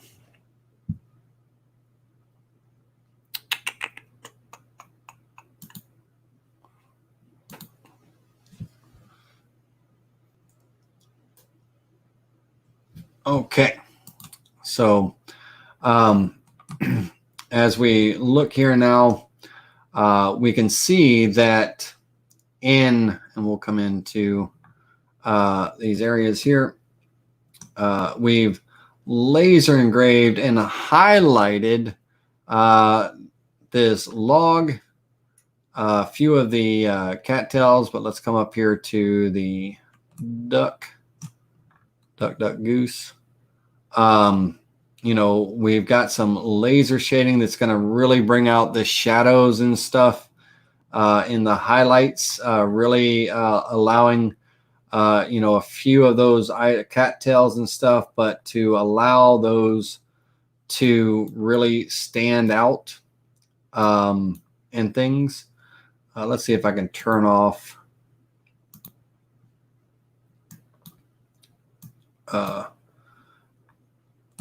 this so you can see the areas that are shaded and stuff from that laser burn and engrave and everything.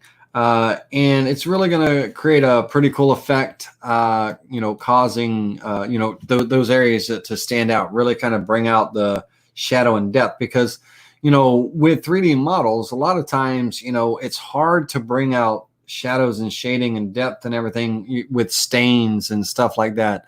We really, you know, we really can't do that. You can't control the stain too well in a way that you can do that unless you clear coated and used, you know, some kind of, you know, stain top coat or something and just the highlights and all. Being able to come in and laser engrave and highlight certain areas and things to just kind of bring them out and all is, you know, is a pretty cool effect in itself and stuff. So it's going to, you know, it's a nice contrast and everything. So that would be pretty cool. Now, if I, again, like I said, if I was laser engraving like text or something on a 3D model, let's say, for instance,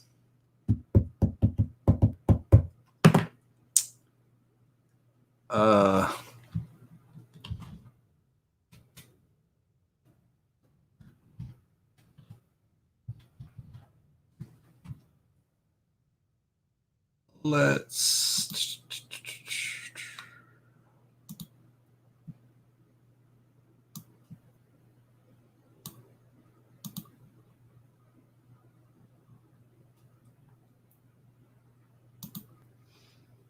let me go in and adjust some spacing.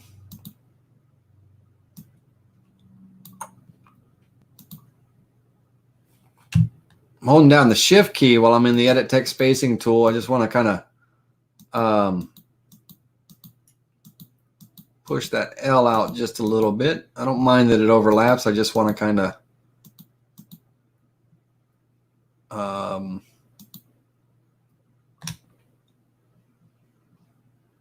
actually, I just don't like that font altogether.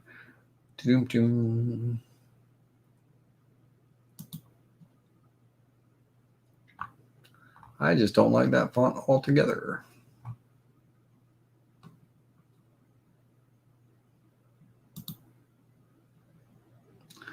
Don't like that one either. I'm picky tonight. I don't know why. What's going on with me?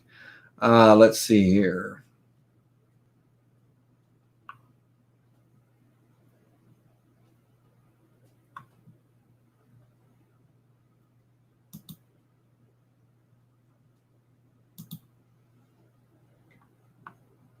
Why are you being so picky?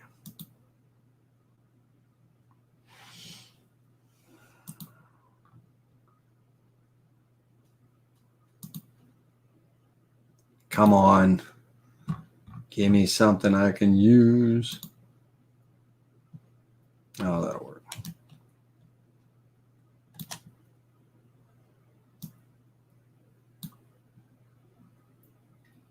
Yeah, whatever. We'll work with that. I'm not going to be too picky tonight. Basically, that would be my cut and fill. Let's make sure that I'm in my, let's click OK. Let's select our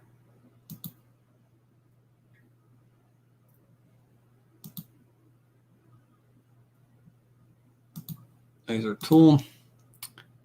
And I'm going to go with a power of 50%, move speed 45 is good. Number of passes 1. I'm going to do a hatch fill on that. The hatch angle, I'm going to go 45. I'm a big fan of that. The step over, I'm going to increase that a bit. And I'm going to project that onto a 3D model. We'll calculate that out. And preview that.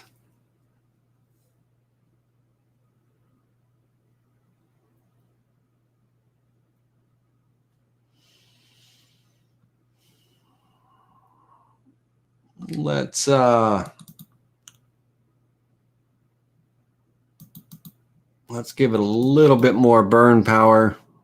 Let's go 75.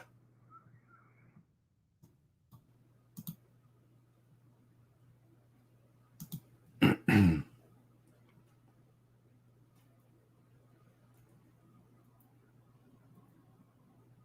we go. And finally, let's do a little bit of a profile cut with our V-bit. I created a toolpath of V-bit to kind of trim out the edge, which did not come out too well. And then finally, let's do our final profile cut. Cutting on the outside of the line, we're going to cut all the way through the material, 0.75, with a 1/4 inch end mill.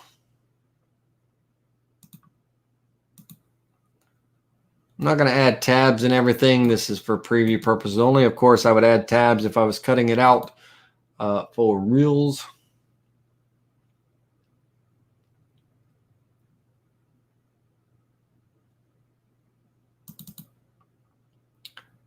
And there we go. So if, depending on what it is that you're, wanting to do, I really like the fact that we can take a laser engraving and project it onto a 3D model, whether it be text or whatever for our regular, 3D models and stuff. But taking a laser picture and having it wrap and control the power settings, having it control the power settings based on the depth, those hills and valleys in that model, to be able to give a little bit of contrast and shading. Really cool effect. I'm looking forward to giving it a try. Me personally, this is all new, right? So I haven't had a chance to try it out yet to really fine tune my settings. It's going to be a lot of an experimental and practicing and stuff. If the results look anything like the preview based on the settings that I've set, then I'm very happy. We did do a laser test when working with Vectric to create our post-processor. When the laser module was coming out, we were beta testing that laser module to help Vectric and everything. And so I had an opportunity to kind of work with some settings and what works, what doesn't and stuff throughout the whole beta testing when they were developing the laser module. So that was pretty cool for Vectric to participate with us on that. And now I'm looking forward to actually bringing it over to my new laser on my table and really setting up my tool database with different engrave and cut settings based on different materials and stuff. It's going to be a process. It's going to be an ongoing process. And also, I'm looking forward to that. I just got the laser in on my way back from Tennessee. The guys that met me when I was delivering that unit in Tennessee, the guys that met me from Indiana brought me my laser, my new water-cooled spindle that I'm putting on my CNC this week. So this week after tonight's class, that's what I'm doing. I'm going to be installing a water-cooled spindle and a laser on my 2440 unit. And looking forward to giving it a test run and everything. But I really like the fact, number one, I've always wanted to be able to laser engrave pictures with my CNC. I could do it with my bigger laser, but I always wanted to be able to do it with our small 6-watt laser. And we could laser engrave clip art, but not get that shading. And with the new laser module, how it controls the power and the pulse and everything to get that light and dark shading and things based on depth and all that. That's awesome. I'm very happy with that, and I'm looking forward to it. So it's really going to really take a lot of projects to different levels and stuff. So let me save this. And it's 9:12. We've been going at it about an hour and 58 minutes. I'm going to end with that eagle, and then we're going to call it quits. I'm just going to bring that eagle in, try to make a model out of it, and do some laser shading and all with it. And then that's where we're going to call it a day. So let's go ahead and let that save.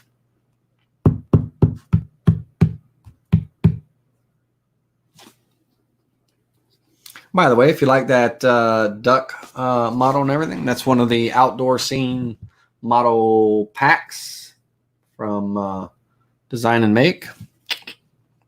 Do that. Is the tool profile in 500 the max burn rate for previewing? Yes. Thank you for reminding me of that. In the tool database here,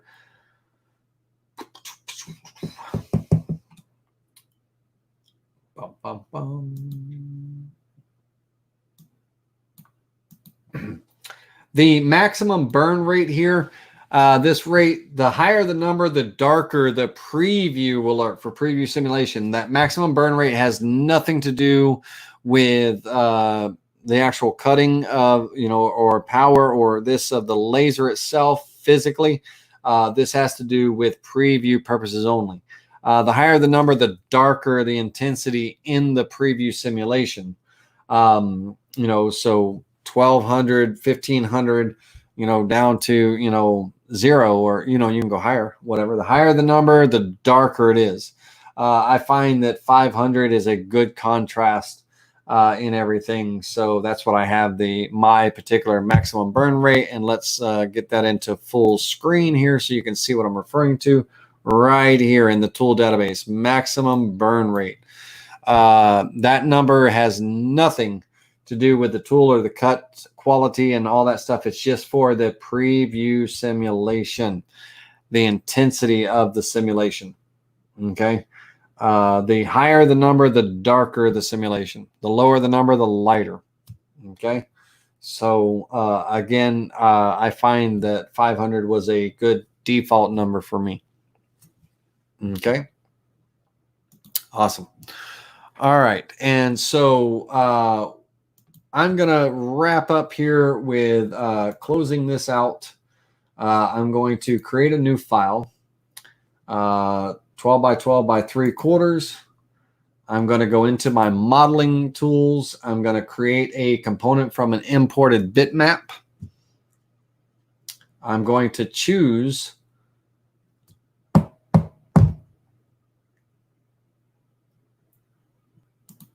that hunting eagle.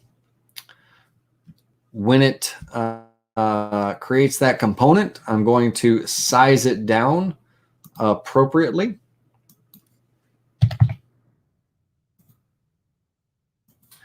I'm then going to center it onto the material. Okay. So in here, it's created a 3-dimensional model based on that image. Right now, it's a very rough model, a lot of real spiky peaks and valleys and things. We're going to clean that up by, number one, reducing the properties a bit, reducing the height of those spikes and everything. So like a 1/16 to an 1/8 of an inch, something like that. So we'll let that kind of, clean up and everything. We could probably, let's bring it down a little bit more. Give me decimal points.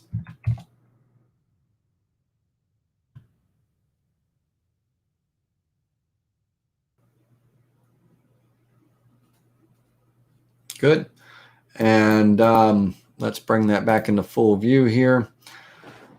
Let's do a little bit of smoothing on this.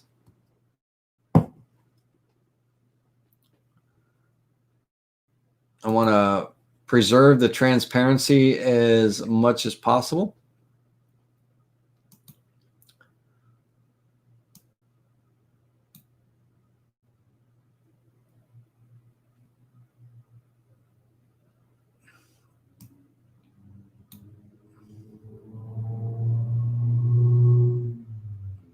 Okay.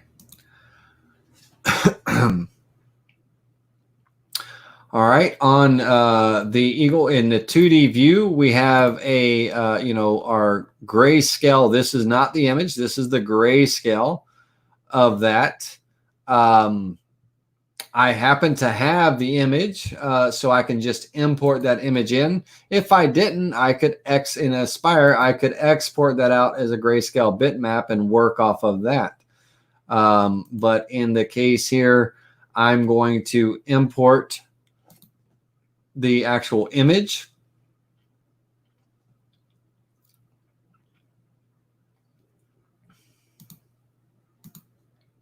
And it should import appropriately to fit my model area. Yeah. All right, let's turn off the model for a minute. Let's hide that so we have our image. And I'm going to do a bit of cropping and tracing and cleanup on the image, because I just want to kind of focus on the eagle and maybe a little bit of the shading down here. Once again, let's come in here on the image editor.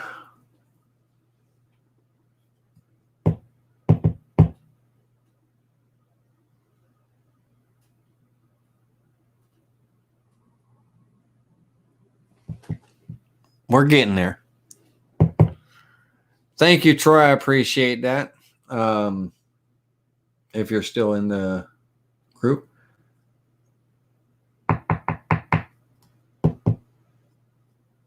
Come on, image editor. Don't fail me now.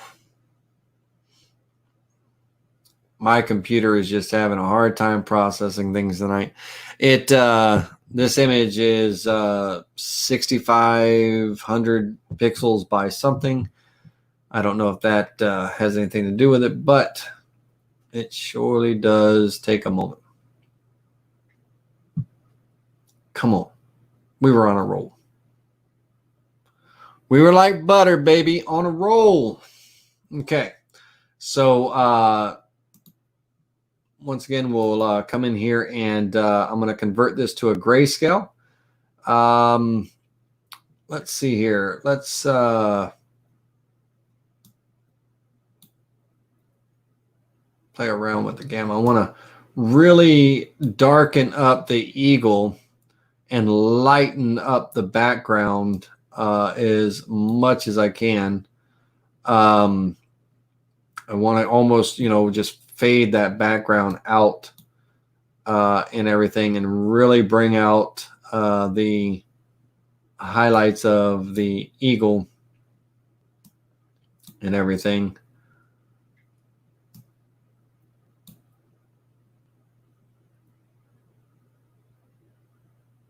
Okay, I am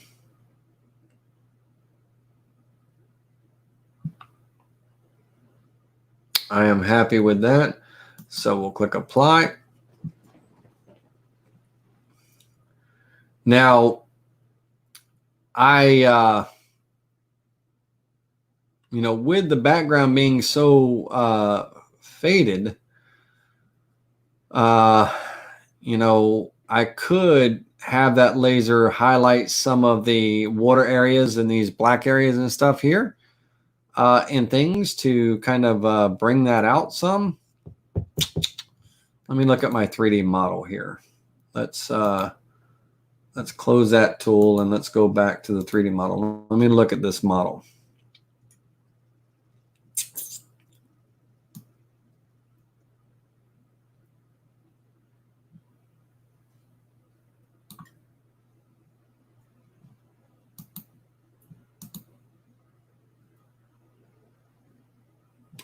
Yeah.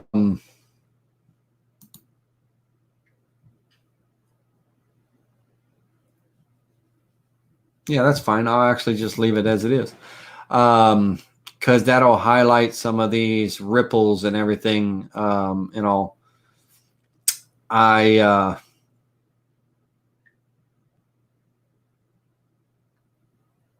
probably can go ahead and let's go to my drawing tools here and let's just right about here.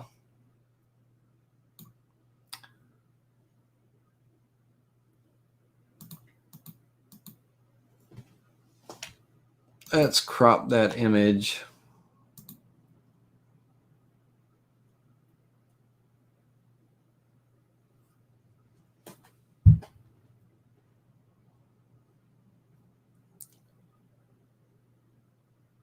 Okay. Yeah, that's good.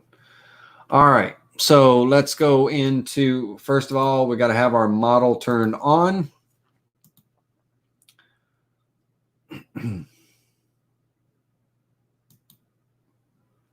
And let's go into our model properties here. So 3/4 inch material, touching up on the surface. The model thickness is good. All right, first thing I'm going to do is let's create our 3D finish cut. The model's thin enough that I don't need a I don't need a 3D rough cut. I'm actually going to calculate this with 16th inch tapered ball nose to get some detail out of it.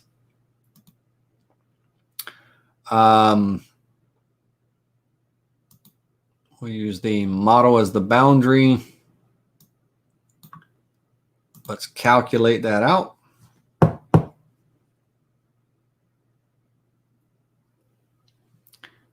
And as soon as this calculates out and we run the laser toolpath, we will call it a day. Let that calculate out and let me see if I have anything here. I got some kudos. What a wonderful show. That's another one for Lainey. Thanks so much. I appreciate you. Thank you, Crystal. Still here. Come on, people, over 30 watching and only 13 likes and thumbs up. Troy, thank you again. You guys are, you and Crystal are kind of pushing them on. Hit that likes and that thumbs up button. It really helps me in the videos and stuff. So if you did pick up anything from this, or if this helps you in any way, and you like it, give me a thumbs up. That'd be great. Next week, I don't know what we're working on next week. Sound off in the chat area if there's a certain topic or something you want to cover, or if you want to do a general Q&A or whatever. If there's a certain thing that you'd like to see me create or do, sound off in the comment section. And I'll take that into consideration for next week's class, because I really have no idea right now what I'm doing. Right now, I've got, as soon as I leave here tonight, I've got to jump out in the shop and I got to finish 2 projects that I'm on a deadline on. It's about 6-hour carve time for the parts, to make the parts. And then I got the assembly and stuff. I got to only have a couple of days left to do it. So I got to work through the night tonight to get it done, get it ready for finish. So my mind's not really thinking about other projects for next week. So if you have any ideas or anything that you would like to see made, carved, or created, throw it in the comment section. It doesn't have to be in the physical chat section. In the comment section of the video is great too. Either way, I'll see them in both areas, and we'll go there. If you are new here, definitely subscribe. That helps, right? You can also check us out on Facebook at the Spindle Training Videos on Facebook. And if you are a subscriber of the YouTube channel, you can join the Spindle TV subscribers group on Facebook, where everybody that participates in watching these classes and things, they share information and projects and stuff. Now, speaking of that, I am going to go through a clean slate on that. For all those people that said no, that you're not subscribed, there's no way to go back and say yes. So I'm actually going to decline each one of those no's. I just left them in there. That way you can go back. You'll see a message saying that you were declined. It's not, don't get no hurt feelings. I'm just declining it so you can go back and rejoin and hit yes that you've actually subscribed to the channel. You know, don't just say yes. Subscribe. Hit that notification bell so you get alerted and all that good stuff. You know, right? Yay for that. Because we like to party.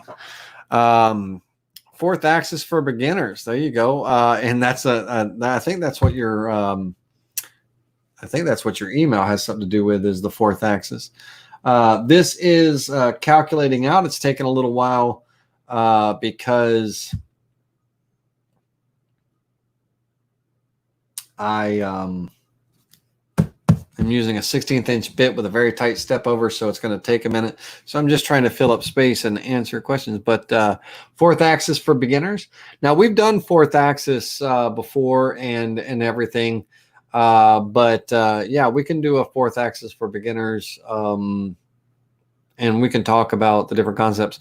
Now, are you wanting to, as far as creating 4th axis projects, the design side of things, or the running? Because I can give a little bit of information on running a 4th axis, but I can't be too specific because it's going to change and vary from machine to machine, controller to controller. So as far as designing, we can do that. slicing. Rodney's still like to see some slicing. He says, I want to see some slicing some models. Yeah, we'll do that. We'll do some slicing of some models. So I got a pad. Let me write these down. So let me get my pen. All right. So 4th axis for beginners and model slicing. Okay. I believe, if I'm not mistaken, isn't the slicing option? The slicing option is also in VCarve Pro too, right? So we just want to talk about model slicing in general. Okay, we can do that. Let me bring that back up here.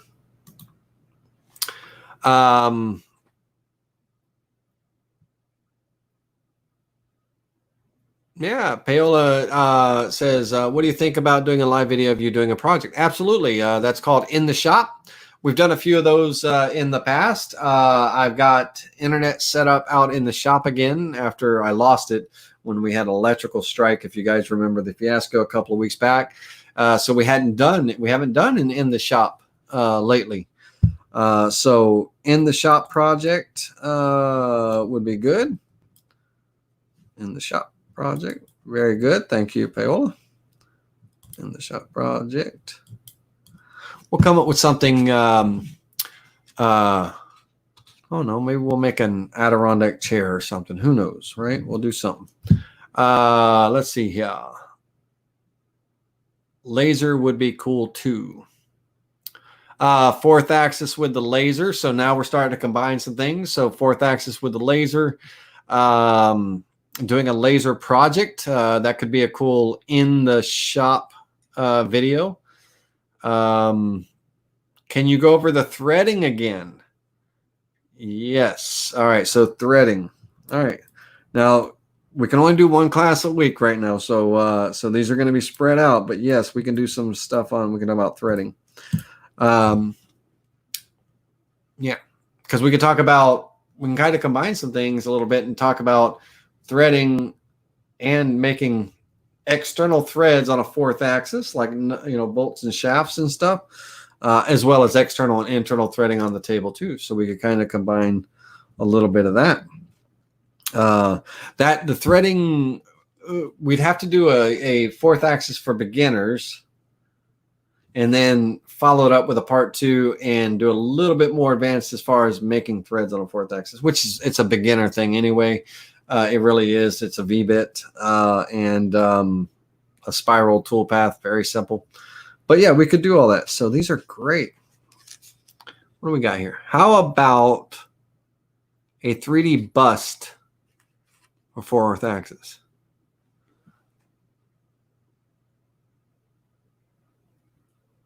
Bust.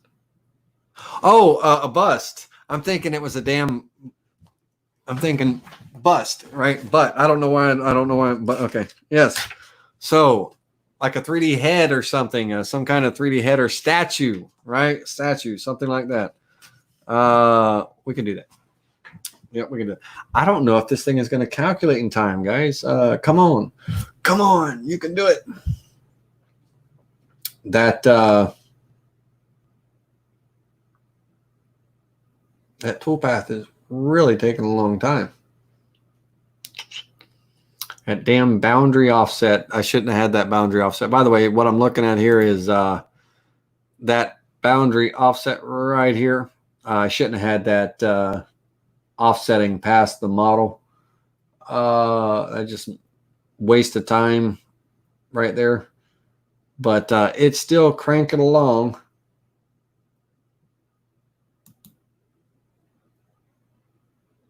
Dadgummit.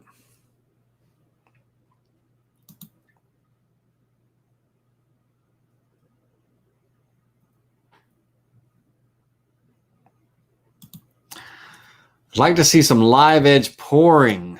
Just another idea. Yeah, you and me both. No, that would be a good idea. I've got a guitar project that I need to do, and I took inspiration from a guy on YouTube. Oh, I wish I could give him credit because I don't know his damn name off the top of my head. I think it's oh Jesus. He makes guitars, and this is a picture of one of his guitars. Let me see if I can find that picture.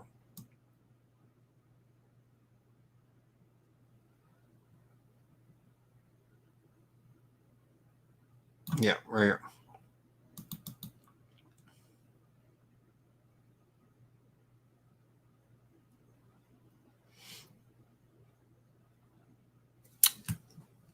This is I've got a guitar project that I want to do, and when I saw this, it's a river guitar, and as soon as I saw it, I was like, okay, I've got a guitar kit. This is the project that I want to make with that. But tell me that is not the most badass looking guitar out there. It's live edge poured. Basically, here's the kind of there's a whole video on it, but started out with just this small piece of curly maple, split in half on the table saw, and those halves were turned around inwards. Small pour of a blue, kind of a metallic, or a blue aqua, followed by a clear pour, to level it out, and just beautiful, right? Okay, so this guy's on YouTube. Just type in river guitar if you want to see he makes some awesome guitars. Well, anyway, I saw that project and thought to myself, oh yeah, that's what the guitar project I want to do with something in that theme, a river guitar.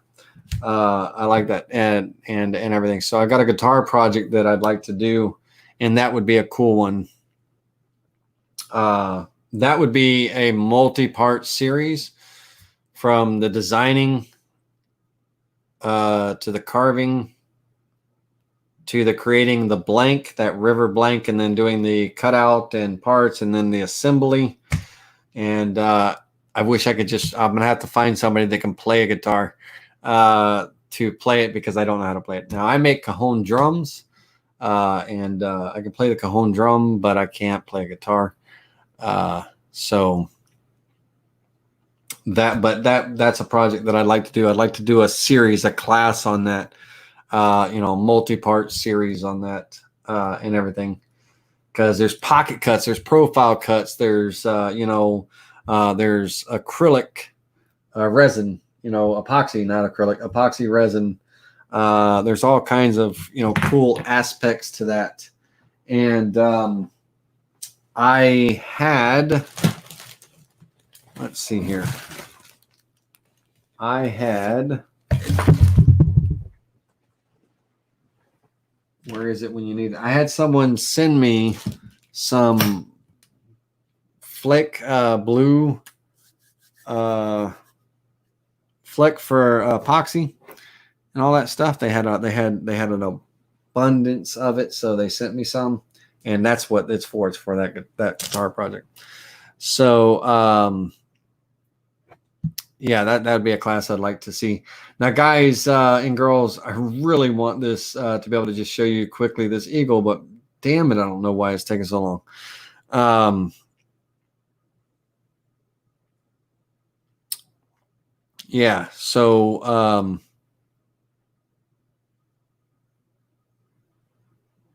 yeah, so the head bust that I have at the woodworking shows, that's the Lady Madonna, I believe it was. The Madonna. I believe that was. And yeah, we can do that. I may find a different model, a 3D model. I like going to cgtrader.com. Thingiverse, Turbo Squid, places like that sell 3D models and buying a 3D model. So I might find a 3D model that we could do. Also, I think I've done a class on it already on embossing, where taking a 3-dimensional model that's meant for like 3D printing and everything and embossing it into a flat relief, 3D relief, 2.5D if you want to call it that, carving and everything. I'd like to kind of do a follow-up class on that for those guys and girls. Now, the embossing tool, it's over here, and it doesn't get a whole lot of love or a whole lot of use in stuff. And it's pretty cool for the purpose of, taking a 3-dimensional model that was designed for 3D printing or something, or rotary carving, and literally flattening it out and turning it into a relief, a low relief. It's a pretty cool procedure. It is an aspire function and all that good stuff. So, yeah. Troy says, I can play a mean radio. Right. Man, I guys, I'm sorry. This is taking so long. I didn't realize how long it would take. If I had known how long it would have taken, I would have cropped out something. Or I'd have changed my step over a little bit, been a little bit rougher with it. It's creeping along. You can see where we are here. So just have a little bit of patience. And in the meantime, if you have any questions, now's the time for me to answer them and all that. So whatever I can do, I'd be happy to answer. While that's calculating, because we're sitting here, it's like watching water boil. It's like, oh my God. How about a slice for a 2-inch nutcracker? Okay. All right. Just the nutcracker statue, not a working one, right? That involves some other components and everything. I can do that, but that would be more than one class. Or just a nutcracker statue, or do you want it to be a working one? That's what I got to know. Nutcracker. That's a pretty cool project to do. There was what woodworker, he did a video on it. It's on YouTube somewhere. He brought a nutcracker to the woodworking show, and it was like 7 foot tall. And it was built. A lot of it was CNC carved and everything. Oh, I wish I knew his name so I could give him credit too. Damn it. But pretty cool stuff and everything.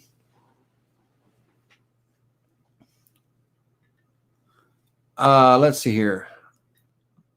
Talk about the one-on-one with me. Yeah. So training. We have options for training that any of you are more than welcome to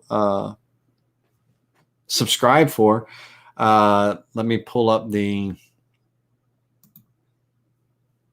website.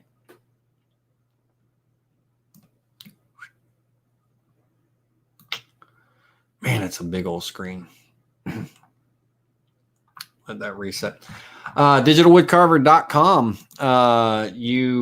Under Learn to Carve, one-on-one training is the option. On the training page, we have 2 subscription options. We have a $10 a month monthly subscription, and we have $110 a year. The monthly subscription gets you an hour of one-on-one training with me. And it gets you 2 free projects downloads each month. And the training session is video recorded. So at the end of the training session, you get a video emailed to you. So you have something to refer back to on. And it's 1 hour a month for $10 a month. Or you can choose to pay $110 a year, which is 12 months for the price of 11. That gets you 12 hours that you can use however you want throughout that year. It doesn't have to be once a month. You can stack and pack those hours as you want to. It gives you 12 hours to use however you need. You get 2 projects a month for a total of 24 free projects downloaded or emailed to you each month. And those projects are generally model files that I create, but they could also be regular project files as well too. Again, they are recorded. The video sessions are recorded, and you get that video as well. So 2 very cool training options that you'll have a calendar. You'll have a basically a coupon code for when you schedule your appointment. It'll automatically fill in that. You just pick the date and time, and then I initiate the call to you at that date and time, and we go through your training. So you could be a subscriber and work with me one-on-one on a regular basis, however you see fit. So again, it's digitalwoodcarver.com under the menu category of Learn to Carve, one-on-one training. Scroll down to the bottom of the training page, and you will see the subscription options there. So, yeah, thanks for reminding me there, Wade. Oh, we're almost there, guys. We're almost there. Lord have mercy.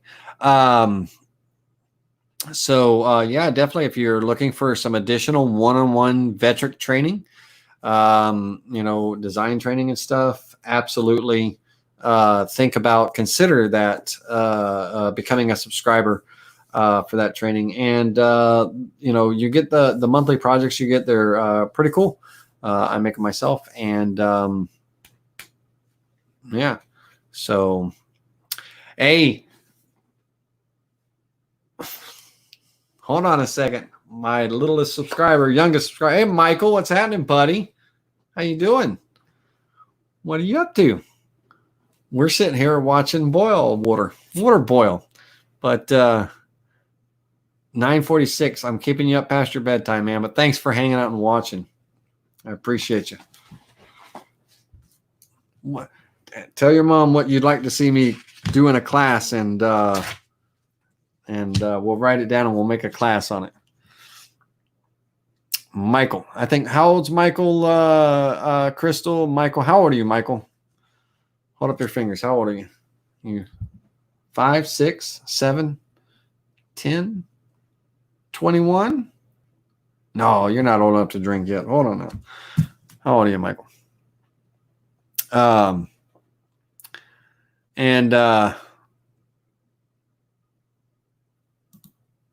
The projects, thanks. I'm glad I did. Thanks, Michael. Thanks for watching, Michael. You made my night. What are you talking about? Robert, the projects for July have not been released yet. June were released already. Projects for July will be released in a couple days, probably a day or two. I'm working on those designs right now, and as soon as I finish up the modeling and everything, those will go out to you. So you'll expect them in a couple of days, before the 1st, somewhere before the 1st. He's 5. Michael's 5 years old, and he's already got good taste in what he likes to watch on YouTube. Yeah. All right. Okay, it's doing its final pass right now, and then we're going to wrap this up. Come on, 2 hours and 33 minutes. Thought it was going to be an early night. It's literally doing its final pass right now. Just so many details. So I would have probably spent a few hours cleaning up that eagle much better to minimize that runtime. But there were so many spikes and highs and lows and everything in there, even with the smoothing. A little bit of sculpting would have been needed to kind of clean that up. I probably would have done a little bit of an outline on the eagle and created a shape to give the eagle a little bit more body and everything. If you're wondering what I'm talking about, referring to that, go check out the Vectric Laser Tiger Face project and see how he takes that tiger image and gives the face some more body so it kind of pokes out. All right, so it's finished calculating. Wonderful. So as soon as it pops over into the preview screen, we'll move forward and wrap this thing up.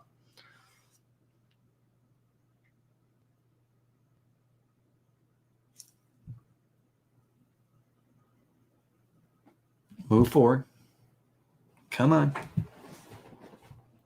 It really doesn't like this big resolution that I have on this screen. I don't know if it has anything to do with it, but I've never had it freeze up this long. But when I'm on this big screen over here, which is what makes it so big so you guys and girls can see all the little letters and all that, it really does something to, I don't know, maybe it's just me, but it really slows it down because I've never experienced it to be this slow with my computer. But hey, you know, maybe so. We're getting there. It's trying to transition over into the preview screen. Oh, come on now. Let's see, what else can we talk about? Well,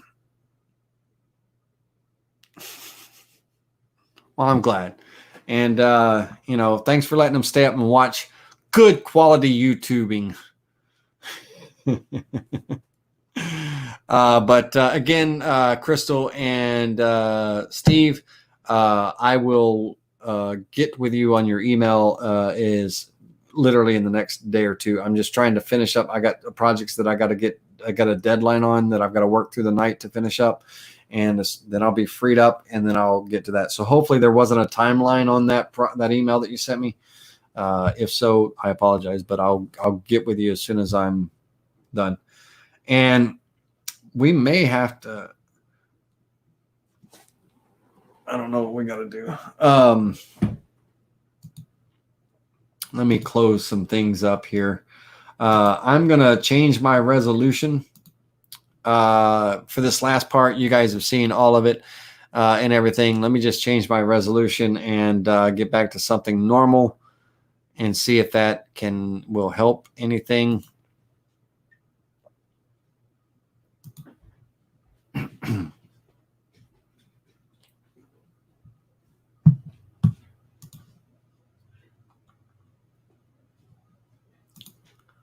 Let's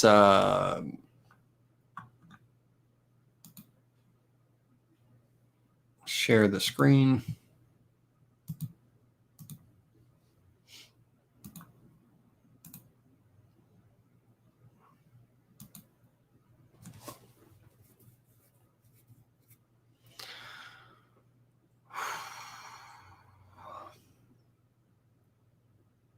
Come on, Aspire. Why don't you love me anymore? My computer is getting older. As it's getting older, it's starting to get more and more and more and more, you know, slower. And as the years go on, I've added more and more and more things to it. So it's definitely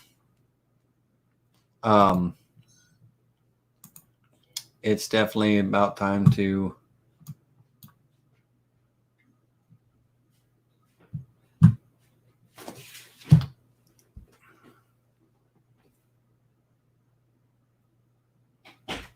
just want to shake your head at it. No timeline, whenever is good. Okay, cool. All right, cool. I will in the next day or two. I'll respond back to that and move forward, guys and girls. We may have to. You might have to take my word for it on this because it's frozen again. No, wait, hold on. What's happening? Hold on. Something. There we go. Jesus, Lord have mercy. Thank you. I knew there was a higher power. Okay. My goodness. Let me change this resolution here. I'm not even going to play this game real quick. Let me go into my model resolution and let's turn that down a bit and preview this selected toolpath.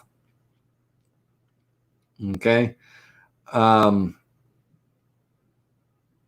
That is still not fast enough. Let's turn that resolution down a little bit more. We're going to go standard big pixelation on this, but hey, we'll let's get a move on. So I'm using a standard resolution, which is a lot of pixelation, but we have sat here and waited a half hour. And I'm going to get comments in my comment section where people are like, hey, you know, your videos would be much more entertaining and much shorter if you took out all of the where you're waiting for the preview simulation to occur, or if you don't do the simulations altogether. And the only reason I know that is because they've already commented that before in past videos. And they're like, hey, you know, cut out some of that stuff and don't do that, and it'd make them more able to watch. And I agree, right? But we have to simulate. We have to show something, right? We have to show something. And, you know, but yeah, people don't like watching sitting like you guys, like we just sat here for a good 20, 30 minutes, just waiting, and they don't like that. You know, you guys probably don't mind because you're sitting here hanging out with me anyway, but it's the ones that watch after the fact that I get a lot of comments on. They most of them are good. Some of them kind of get on me a little bit. Maybe my computer caught a case of the COVID. I don't know what it is, but one, it was this was a messy model, needed a lot of cleanup and everything. There's a lot of detail with all those waves and water. If, you know, the eagle is kind of most of the detail that I wanted. The waves and water I could have done without. I could have probably taken that image into Photoshop and gotten rid of that background, because I could have put my own texture in to simulate that water ripple with a lot less detailing and stuff for the long run. There could have been a lot of things to do to speed the process up a bit and everything. But regardless, we're there. Let it run through the simulation. We'll quickly make the lasering toolpath for the photo, and then we'll add the shading to this, look at the difference, and then we'll call it a night. We'll say goodbye, everybody, and see you next week. And sometime before now and next week, I will post trying to get my color back. I'm not this green and pale that it looks like in the camera. I got to get my coloring and my camera set right again. But sometime I'll post on the Facebook group, Spindle TV, Spindle Training Videos, facebook.com/Spindle TV.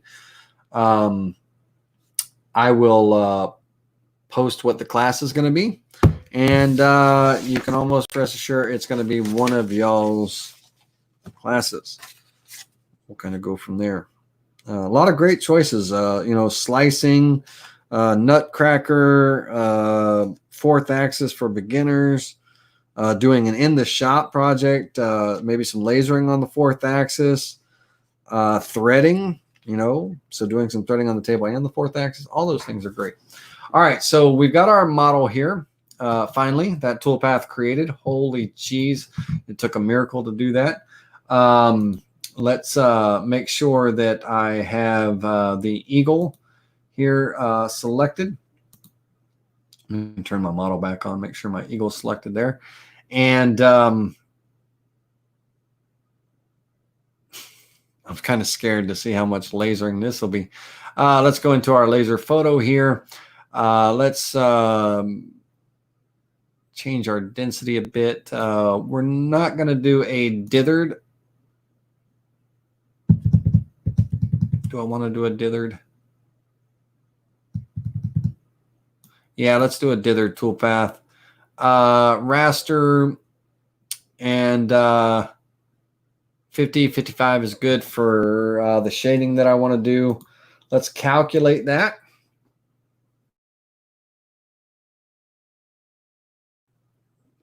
Let it go through and calculate. Thank God. Okay.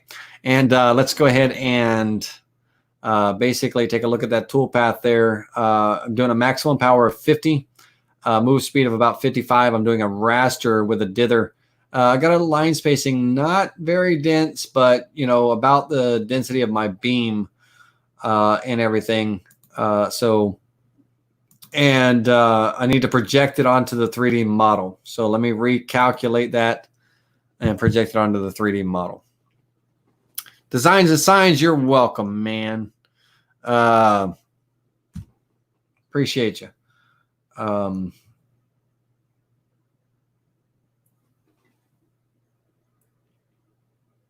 Cool name. Designs and Signs. All right, so that calculate that laser burn.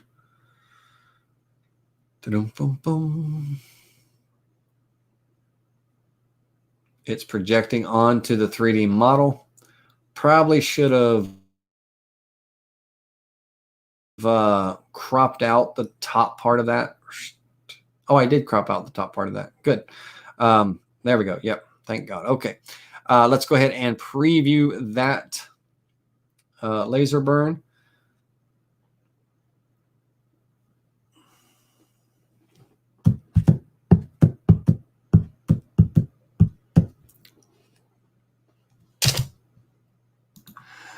Now, after all this, it's going to look like ass, and we're going to sit there and go, oh, my God, we just wasted 30 minutes of my life that I can't get back. No, I'm just kidding.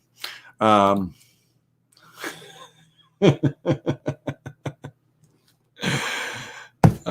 Jesus. All right. I got to quit taking the Lord's name. All right. So there we go. So let's tilt this a little bit and everything. So we've laser highlighted. We brought out a little bit of that shadow there. Some highlights in the waves and everything. And then, of course, really brought out the highlights in the eagle, around its tail feathers and its actual feathers itself. So I am happy with that very much. Now, as far as these spots that you see here, that's just an anomaly in the lasering. I could probably clean that up with tightening up the lines and things, but I don't think it actually would come out. I don't think we would have those spots in the actual model itself. Again, it's going to take some experimentation and all, but there you go, right? We just imported a picture, created a model out of that picture, created a 3D modeling toolpath. Then we took that image, the actual image that the model was created off of, and we did a laser engraving toolpath, projecting it onto the model to really bring out some highlights that otherwise would not be in there. And with that, ladies and gentlemen, until next time,